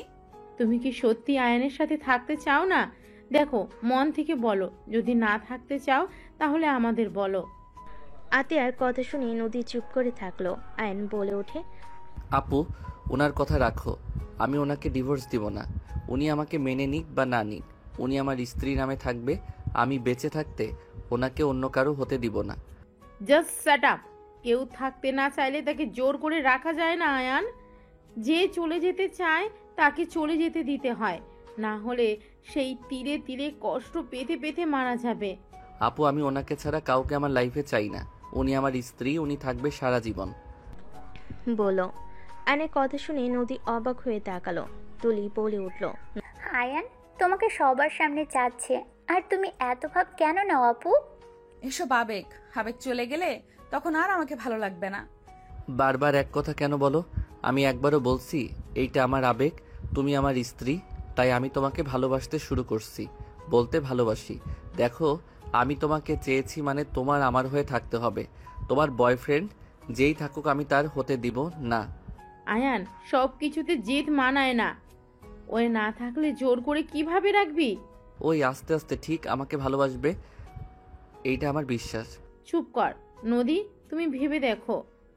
যদি দেখো না থাকা সম্ভব না, তাহলে ডিভোর্স লেটার দিয়ে দিও। আমার ভাবার কিছু নাই, আমি ওর সাথে থাকতে পারবো না। নদীর কথা শুনে আয়নের রাগ হতে লাগলো। আয়ান বলতে লাগলো, মন থেকে বলছো নাকি? তুমি বুকে হাত দিয়ে আমার চোখের দিকে তাকিয়ে যদি এই কথা বলতে পারো, যাও, আমি তোমাকে নিজে ছেড়ে দিব। তোমাকে আমি কখনোই ডিস্টার্ব করব না। আয়ন নদীর সামনে গিয়ে হাঁটু গেড়ে বসে পড়ল। তাকাও আমার দিকে। এইসব ফালতু ডায়লগ দিবে না তো। আমি যেটা বলছি ওইটা করো। ওইসব করা লাগবে না আমার। আমি ভালোবাসি না, এটাই আসল কথা। এত নাটক আমি করতে পারবো না। নাটক লাস্টবার করো। আমার দিকে তাকিয়ে কথাগুলো বললে আমি আর তোমার সাথে থাকবো না। আয়ন জোরাজোরি করতে লাগলো। এক পর্যায়ে আয়নের উপরে বিরক্ত হয়ে নদী চিল্লাইয়ে বলে উঠল, আমি তোমাকে ভালোবাসি না। এক কথা কতবার বলবো? হ্যাঁ, তোমার দিকে তাকিয়ে বলছি, কান খুলে শুনে নাও। আমি তোমাকে ভালোবাসি না মানে ভালোবাসি না। তোমার সাথে সংসার করা আমার পক্ষে সম্ভব না। দয়া করে আমাকে মুক্তি দাও প্লিজ। আমার লাইফ থেকে চলে যাও তুমি। নদী কথাগুলো শেষ করতেই আয়ন কিছু না বলে উঠে পড়ল। আয়ন মুখে হাসি রেখা টেনে বলে, ঠিক আছে, মুক্তি দিয়ে দিব। বুঝেছি, আমার সব ধারণা ভুল ছিল। আসলে তুমি আমাকে ভালোবাসো না। আয়নের চোখের কোণে পানি আসতে লাগলো। আয়ন চোখ মুছতে লাগলো। তুলি কিছু বলতে গেলে আয়ন বলে, চুপ করো। আর কাউকে ওনাকে বোঝানোর দরকার নাই। আপু, ঠিক বলছো, জোর করে রাখা উচিত না। আসলে উনি আমাকে ভালোবাসে না, অন্য কাউকে ভালোবাসে। আতিয়া কিছু বলতে যাবে আইন রেখে নদীর দিকে তাকিয়ে বলল, 1 তালাক 2 তালাক। আয়ান কি করছিস? আয়ান এমনটা করো না। আপু, দয়া করে কেউ আমাকে বাধা দিবেন না। 3 তালাক। যান, আপনি আজ থেকে মুক্ত। সঠিক সময় ডিভোর্স লেটার পেয়ে যাবেন। আইন চোখের পানি মুছতে লাগলো। নদীর আম্মু থ হয়ে সোফায় বসে পড়ল। নদীর কানে তালাক শব্দটা ভাসতে লাগলো। নদীর শরীরের শক্তি যেন এক নিমিষেই হারিয়ে গেছে। নদী পাথরের মতো বসে থেকে আইনের দিকে তাকিয়ে থাকতে লাগলো। আইন চোখ মুছতে মুছতে বলে, আপু, আমি এখানে থাকতে পারবো না। আমি আম্মু আব্বুর সাথে একদিন থাকতে চাই। তারপর আমার মন যেদিকে যাবে আমি সেদিকে চলে যাব। কোথায় যাবি? জানি না, এখানে আমি আর থাকতে পারবো না। ওনাকে দেখলে আমার কষ্ট হবে। ওকে, তুই যা আম্মু আবুর কাছে, আমি ঠিকানা বলে দিচ্ছি। আপু, একটা কথা বলবো? দেখো, ভাইয়া ভুল করছে। আম্মুর তো কোনো দোষ নাই। সময় হইলে তুমিও চলে এসো আপু, দেখা করতে। উনি আমাদের জন্ম দিয়েছে। যত রাগ দেখাও না কেন আপু, তুমিও আম্মুকে অনেক মিস করো। যদি কখনো মনে হয় চলে এসো। আর আঙ্কেল আন্টি, ভাইয়া, তুলি ভাবি, আমাকে ক্ষমা করে দিয়েন আমি আপনাদের সাথে অন্যায় করে থাকলে। আরুষ, আফিয়া মামা, তোমাদের অনেক ভালোবাসি। সাবধানে থেকো, মামাকে ভুলে যাও না। আরুষ আফিয়াকে জড়িয়ে ধরে আদর করতে লাগলো আর চোখ মুছতে লাগলো। ওর আপুকে জড়িয়ে ধরে বলল, ভালো থেকো আপু। আর বিআইন ভালো থাকবেন। আজ থেকে আপনি আমার আবারও বিআইন হয়ে গেলেন। আপনাকে মুক্ত করে দিয়েছি। ভুল করলে ক্ষমা করে দিয়েন। চোখের পানি মুছতে মুছতে বের হয়ে গেল। নদীর আব্বু আম্মু চুপচাপ বসে থাকলো। আশিক রেখে নদীর দিকে তাকিয়ে বলল, নেন, তোকে তো মুক্তি করে দিল। এখন সুখে থাক। সব কিছুতে তো নিজের সিদ্ধান্ত উপরে থাকস। আমাদের ক্ষমা কর। আয়ানের সাথে তোকে বিয়ে দিয়ে আমরা বড় ভুল করেছিলাম। যাক, তুই নিজেই তো সরিয়ে দিলি। ভালো করছস। ডিভোর্স লেটার পাঠিয়ে দিস ওকে। আশিক রেগে চলে গেল। নদীর চোখ দিয়ে পানি গড়িয়ে পড়তে লাগলো। তুলি নদীকে ধাক্কা দিতে নদী ফুলরে পড়ে গেল। আতিয়া দৌড়ে গিয়ে নদীকে দেখে নদী অজ্ঞান হয়ে গেছে। আতিয়া রূপা ডাকতে লাগলো। তুলি দৌড়ে গিয়ে পানি নিয়ে আসলো। রূপা নদীর মুখে পানি দিতে দিতে বলতে লাগলো, নদী, এই নদী, চোখ খুলো। কি হলো তোমার? চোখ খুলো। নদী, চোখ খোলো। নদীর জ্ঞান ফিরলে নদী উঠে দাঁড়িয়ে গেল। কাউকে কিছু না বলে পাথরের মতো সোজা সিঁড়ি ভেঙে উপরে চলে গেল। রুমে গিয়ে দরজা লাগিয়ে দিয়ে নদীর জোরে চিৎকার দিয়ে হামা করে কান্না করতে লাগলো। নদী কান্না করতে করতে খাটের উপর হয়ে শুয়ে পড়ে। কান্না করতে করতে বলতে লাগলো, আমার এত কষ্ট কেন হচ্ছে? আমি নিজেই তো তোমাকে বাধ্য করলাম। কিন্তু আয়ান, তুমি আমাকে কিভাবে তালাক দিতে পারলে? তুমি আমার মন বুঝেও কিভাবে লাস্টে এটা করতে পারলে? নদী কথাগুলো বিড়বিড় করে কান্না করতে লাগলো। এদিকে আইন ঠিকানা অনুযায়ী চলে গেল। আইন বাসার সামনে গেলে দারোয়ান আইনকে থামিয়ে দিল। আইন বলতে লাগলো, আমাকে যেতে দেন, আমি এই বাড়ির ছেলে। আইনের কথা শুনে দারোয়ান বডিগার্ড হাসতে লাগলো। দারোয়ান বলে ওঠে, ওই ছেলে, এখান থেকে যা। বিরক্ত করিস না, বেশি বুঝলে পুলিশে ধরিয়ে দেব। কথাগুলো বলে একজন আইনকে ধাক্কা দিলে সাথে সাথে এক গাড়ির সাথে ধাক্কা খেলো। ধাক্কা খেয়ে রাস্তায় পড়ে গেল। গাড়ি থেকে সাথে বের হয়ে দৌড়ে আইনের কাছে গিয়ে তুলে পড়ল। আয়ান, তুমি এখানে? আর ওই, আপনারা ওকে ধাক্কা কেন দিলেন? আর একটু হলে কি হতো? দারোয়ান সাথীকে সালাম দিয়ে বলে, ম্যাম, এই ছেলেটা কখন থেকে বিরক্ত করছে? বলে উনি নাকি স্যারের ছেলে। ঠিক তো বলছে, ওই এই বাড়ির ছেলে। সরেন সামনে থেকে। সবাই অবাক হয়ে তাকালো। আইনের পায়ে ধরে ক্ষমা চাইতে যাবে, সাথে সাথে আইন বলে, কি করছেন? আমি আপনার ছোট, আমার পায়ে কেন ধরতে নিয়েছেন? দেখেন, আমি কিছু মনে করি নাই। আপনারা আপনাদের দায়িত্ব পালন করছেন। আইন কথাগুলো বলে সাথে সাথে ভিতরে গেল। সাথীকে আইন ধন্যবাদ দিয়ে দিল। দুজন সদর দরজার সামনে দাঁড়িয়ে কলিং বেলে চাপ দিল। কাজের লোক দরজা খুলে দিল। সাথী আইন একসাথে বাসার ভিতর ঢুকলো। বসার ঘরে যেতে সবাই আইনকে দেখে অবাক হয়ে গেল। আইনের আম্মু দৌড়ে এসে আইনকে জড়িয়ে ধরে বলে, আয়ান বাপ, তুই এসেছিস? আমি তো বিশ্বাস করতেই পারছি না। আয়ান, আতি হাসি করে আসে নাই? না, আমি একা এসেছি। আয়নকে দেখে রাফি দৌড়ে এসে আয়নকে জড়িয়ে ধরে কান্না করে দিল। রাফি কান্না করতে করতে বলতে লাগলো, আয়ান বাবু কেমন আছিস তুই? ভাই আমাকে ক্ষমা করে দে ভাই। রাফি আয়নকে জড়িয়ে ধরে কান্না করতে লাগলো। আয়নকে দেখে সবাই এক এক করে আয়নকে আদর করতে লাগলো। আয়ন সবার সাথে কুশল বিনিময় করলো। আয়নের আব্বু বলে, আয়ান আতিয়া আসবে না? আমি জানি না। আচ্ছা আয়ান, চল রুমে গিয়ে ফ্রেশ হয়ে নে বাবা। আয়নের আম্মু আয়নকে নিয়ে রুমে চলে গেল। 5 বছর পর আম্মু আপুরা আসবে না? সবাই আসবে, তোর বিয়ে আর তোর বোন আসবে না, তা কি হয় নাকি? আপু তো আমার সাথে কথা বলছে না। আসবে, চিন্তা করিস না তো, ওই যে এসে গেছে। আয়ন সদর দরজার দিকে তাকালে আরুষ আফিয়া দৌড়ে এসে আয়নকে জড়িয়ে ধরলো। আয়ন ওদের আদর করতে লাগলো। আতিয়ার দিকে তাকাতেই নদীকে দেখতে পেয়ে আয়নের বুকটা কেঁপে উঠল। আয়নের আব্বু আম্মু ভাবি সবাই নদীর ফ্যামিলির সাথে কথা বলতে লাগলো। আয়ন আতিয়ার কাছে এগিয়ে গেলে আতিয়া কিছু না বলে হাঁটা দিল। আয়ন বলে ওঠে, আপু আমি কি করছি? কেন আমার সাথে এমন করছো? 3 বছর ধরে আমার সাথে ঠিকভাবে কথা বলছো না। ওই আপু কি হয়েছে তোমার? দয়া করে আমার কানের কাছে ভ্যান ভ্যান করবেন না। আপনার বিয়ে, তাই সবাই মিলে খেতে এসেছি, আপনার ভ্যান ভ্যান শুনতে আসি নাই। আতিয়া কথাটা বলে চলে গেল। আর নদীর আব্বু আম্মু তুলি আশিকের সাথে কুশল বিনিময় করলো। নদীর দিকে তাকাতেই নদী মিষ্টি করে হেসে বলে, অভিনন্দন বিআই। ধন্যবাদ। কেমন আছেন? জি আলহামদুলিল্লাহ, অনেক ভালো। ভিতরে আসেন। আয়ন সবাইকে ভিতরে আসতে বলল। আয়নের আম্মু বলে, আয়ান মামুনিদেরকে রুমে নিয়ে যা। ঠিক আছে আম্মু। আয়ন নদী তুলির লাগেজ নিয়ে হাঁটতে লাগলো। দুজন আয়নের পিছন পিছন যেতে লাগলো। তুলি বলে ওঠে, আয়ান তোমাদের বাসাটা তো বিশাল বড়, এত বড় বাসায় থাকতে ভয় লাগে না? একটু তো ভয় লাগতো, এখন বিয়ে করতে যাচ্ছি, বউ পাশে থাকলে ভয় আসার প্রশ্ন ওঠে না। ও আচ্ছা। নদী তুলি আয়নের পিছন পিছন যেতে লাগলো। আয়ন ওদের রুম দেখিয়ে দিয়ে রুম থেকে বের হয়ে গেল। আয়নের বুকের ভিতর ঝড় উঠতে লাগলো। আর নিজেকে সামলিয়ে নিয়ে ওর কাজিনদের সাথে আড্ডা দিতে চলে গেল।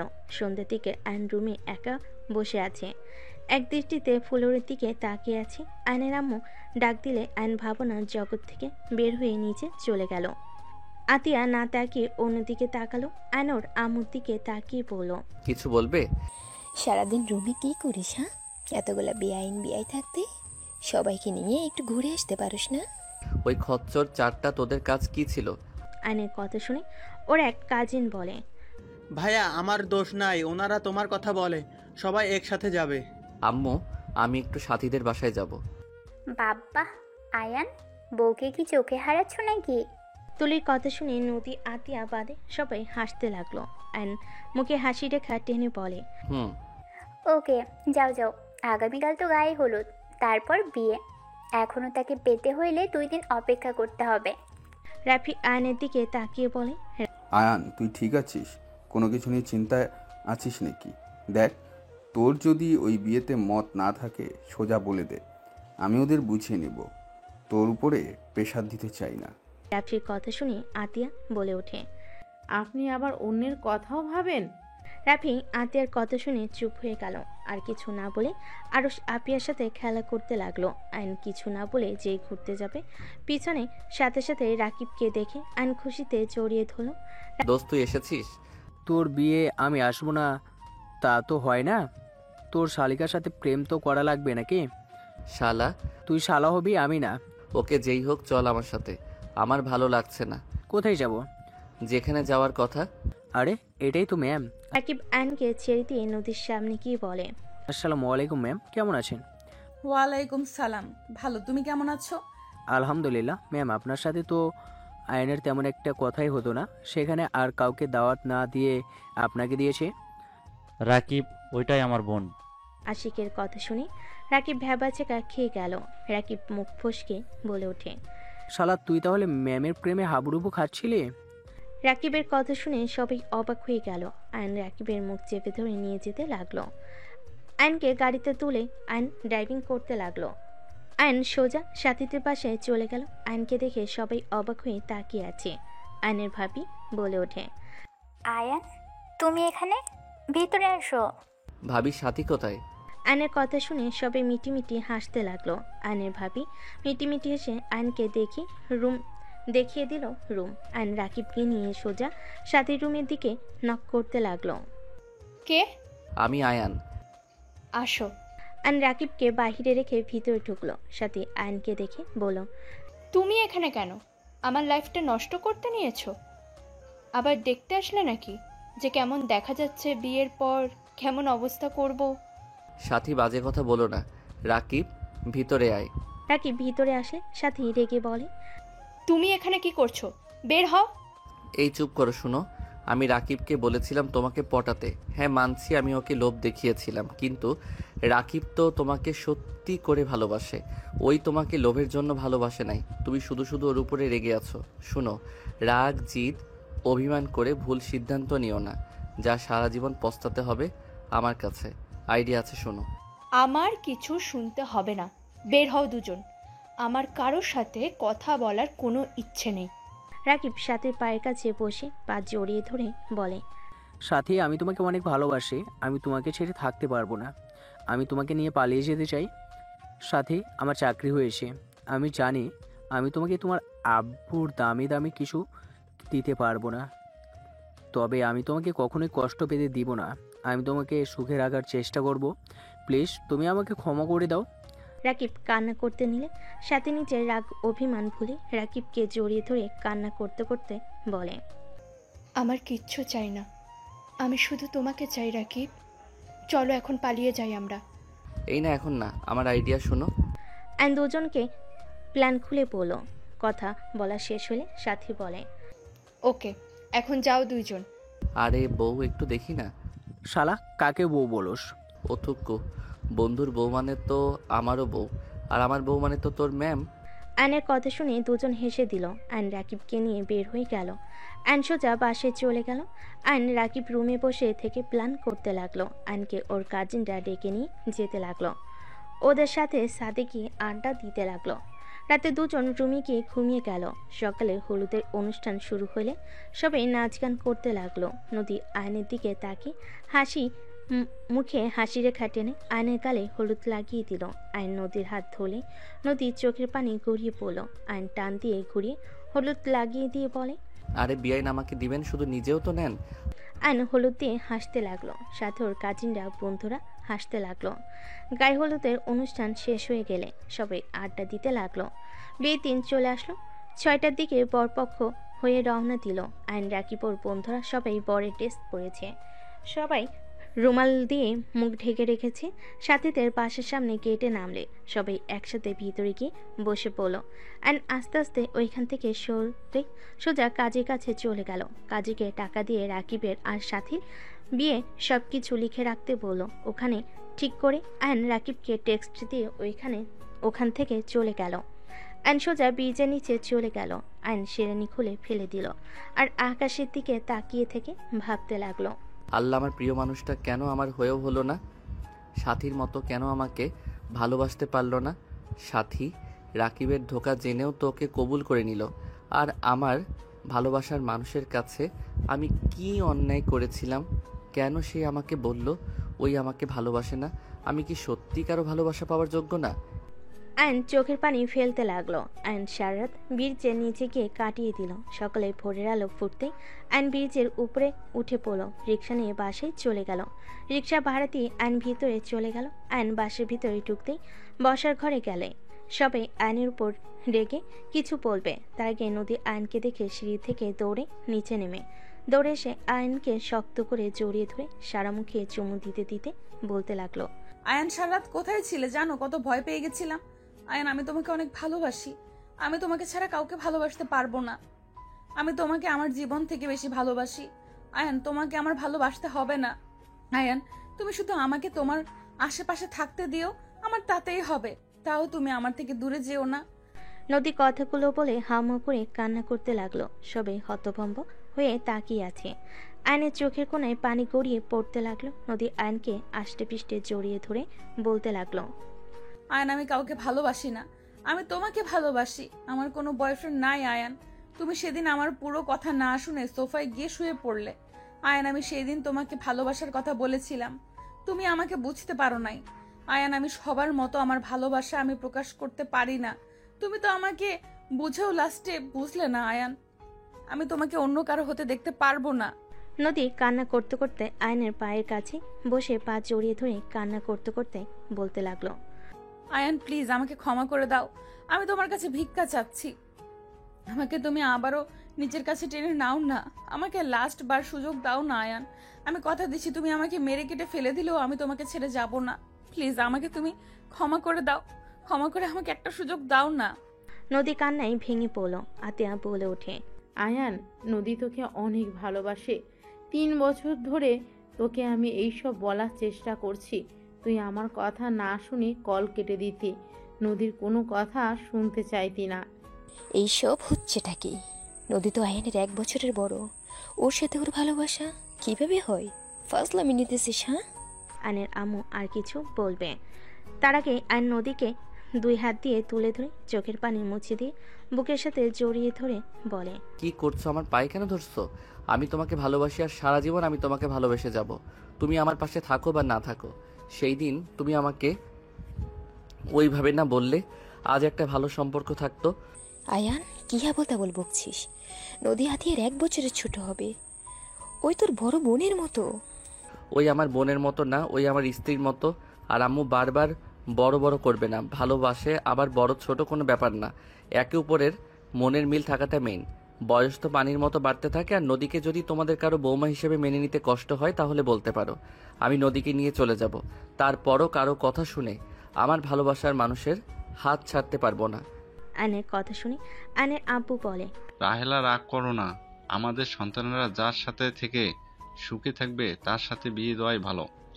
আয়নের বড় চাচু বলে ওঠে, যাক, ভালোই হলো। শফিক, শোনো, আমরা সবাই যখন আসি এই সুযোগে ওদের বিয়েটা দিয়ে দাও। কাজী নিয়ে আয়। আয়নের বড় চাচুর কথা শুনে আয়ন খুশি হইল। রাফি কাজীকে ফোন দিয়ে চলে আসতে বলল। কাজে আসলে আয়ন নদীর বিয়ে পড়িয়ে দিতে লাগলো। বিয়ে পড়ানো শেষ হলে রাকিব সাথে সাথে এসে বলল, ছি শালা বাবু, ছি, ম্যামকে বিয়ে করতে লজ্জা লাগে না? ছি বন্ধু কাজিন, ছি। এই ঢং বন্ধ করো। ছিছি করলে সাথীকে নিয়েও বাসর ঘরে চলে যাব। আমি রাজি। কুত্তা বিড়াল কি বলো? গলা টিপে মেরে ফেলবো। নদী আয়নের গলা ধরে সবাই হাসতে লাগলো। আয়ন নদীর হাত ধরে বলতে লাগলো, আরে আরে বউ, মজা করছি। সাথী রাকিবের বউ, বন্ধুর বউ, তার উপরে কাজিন, আবার বিআইন, একটু মজা করছি। সরি জান, ছাড়ো, ব্যথা লাগছে। যাই হোক, বলেন কেন? আয়ন উঠে নদীকে কোলে তুলে নিল। সবাই মিটিমিটি হাসতে লাগলো। নদী লজ্জায় আয়নের বুকে মুখ লুকিয়ে নিল। আয়ন নদীকে নিয়ে চলে গেল। রাকিব বলতে লাগলো, শালাবাবু, আরেকটা বিয়ে করলে আমাকে ভাগ দিস। তোর মনে হয় মার খাওয়ার ইচ্ছে জাগছে। সাথী মারতে যাবে। রাকিব কানে হাত দিয়ে উঠবোস করতে লাগলো। আর আয়ান নদীকে খাটের উপরে গেলে দুষ্টু হাসি দিয়ে এগিয়ে যেতে নিলে নদী দুষ্টু নজরে তাকাতেই আয়ান ফিক করে হেসে বলল, আরে বাহ, বউকে পুরো পুচ্ছি লাগছে। তাই দেখাচ্ছি মজা। নদী কথাগুলো বলে আয়নের শার্ট ধুয়ে টান দিয়ে নিচে ফেলেতেই ঝাঁপিয়ে পড়ল। আয়ন নদীকে নিয়ে সুখের সাগরে চলে গেল। কি ভাই, এত খুশি হওয়ার কিছু নাই, আপনি তো সিঙ্গেল, যান যান, এদের রোমাঞ্চ করতে দেন।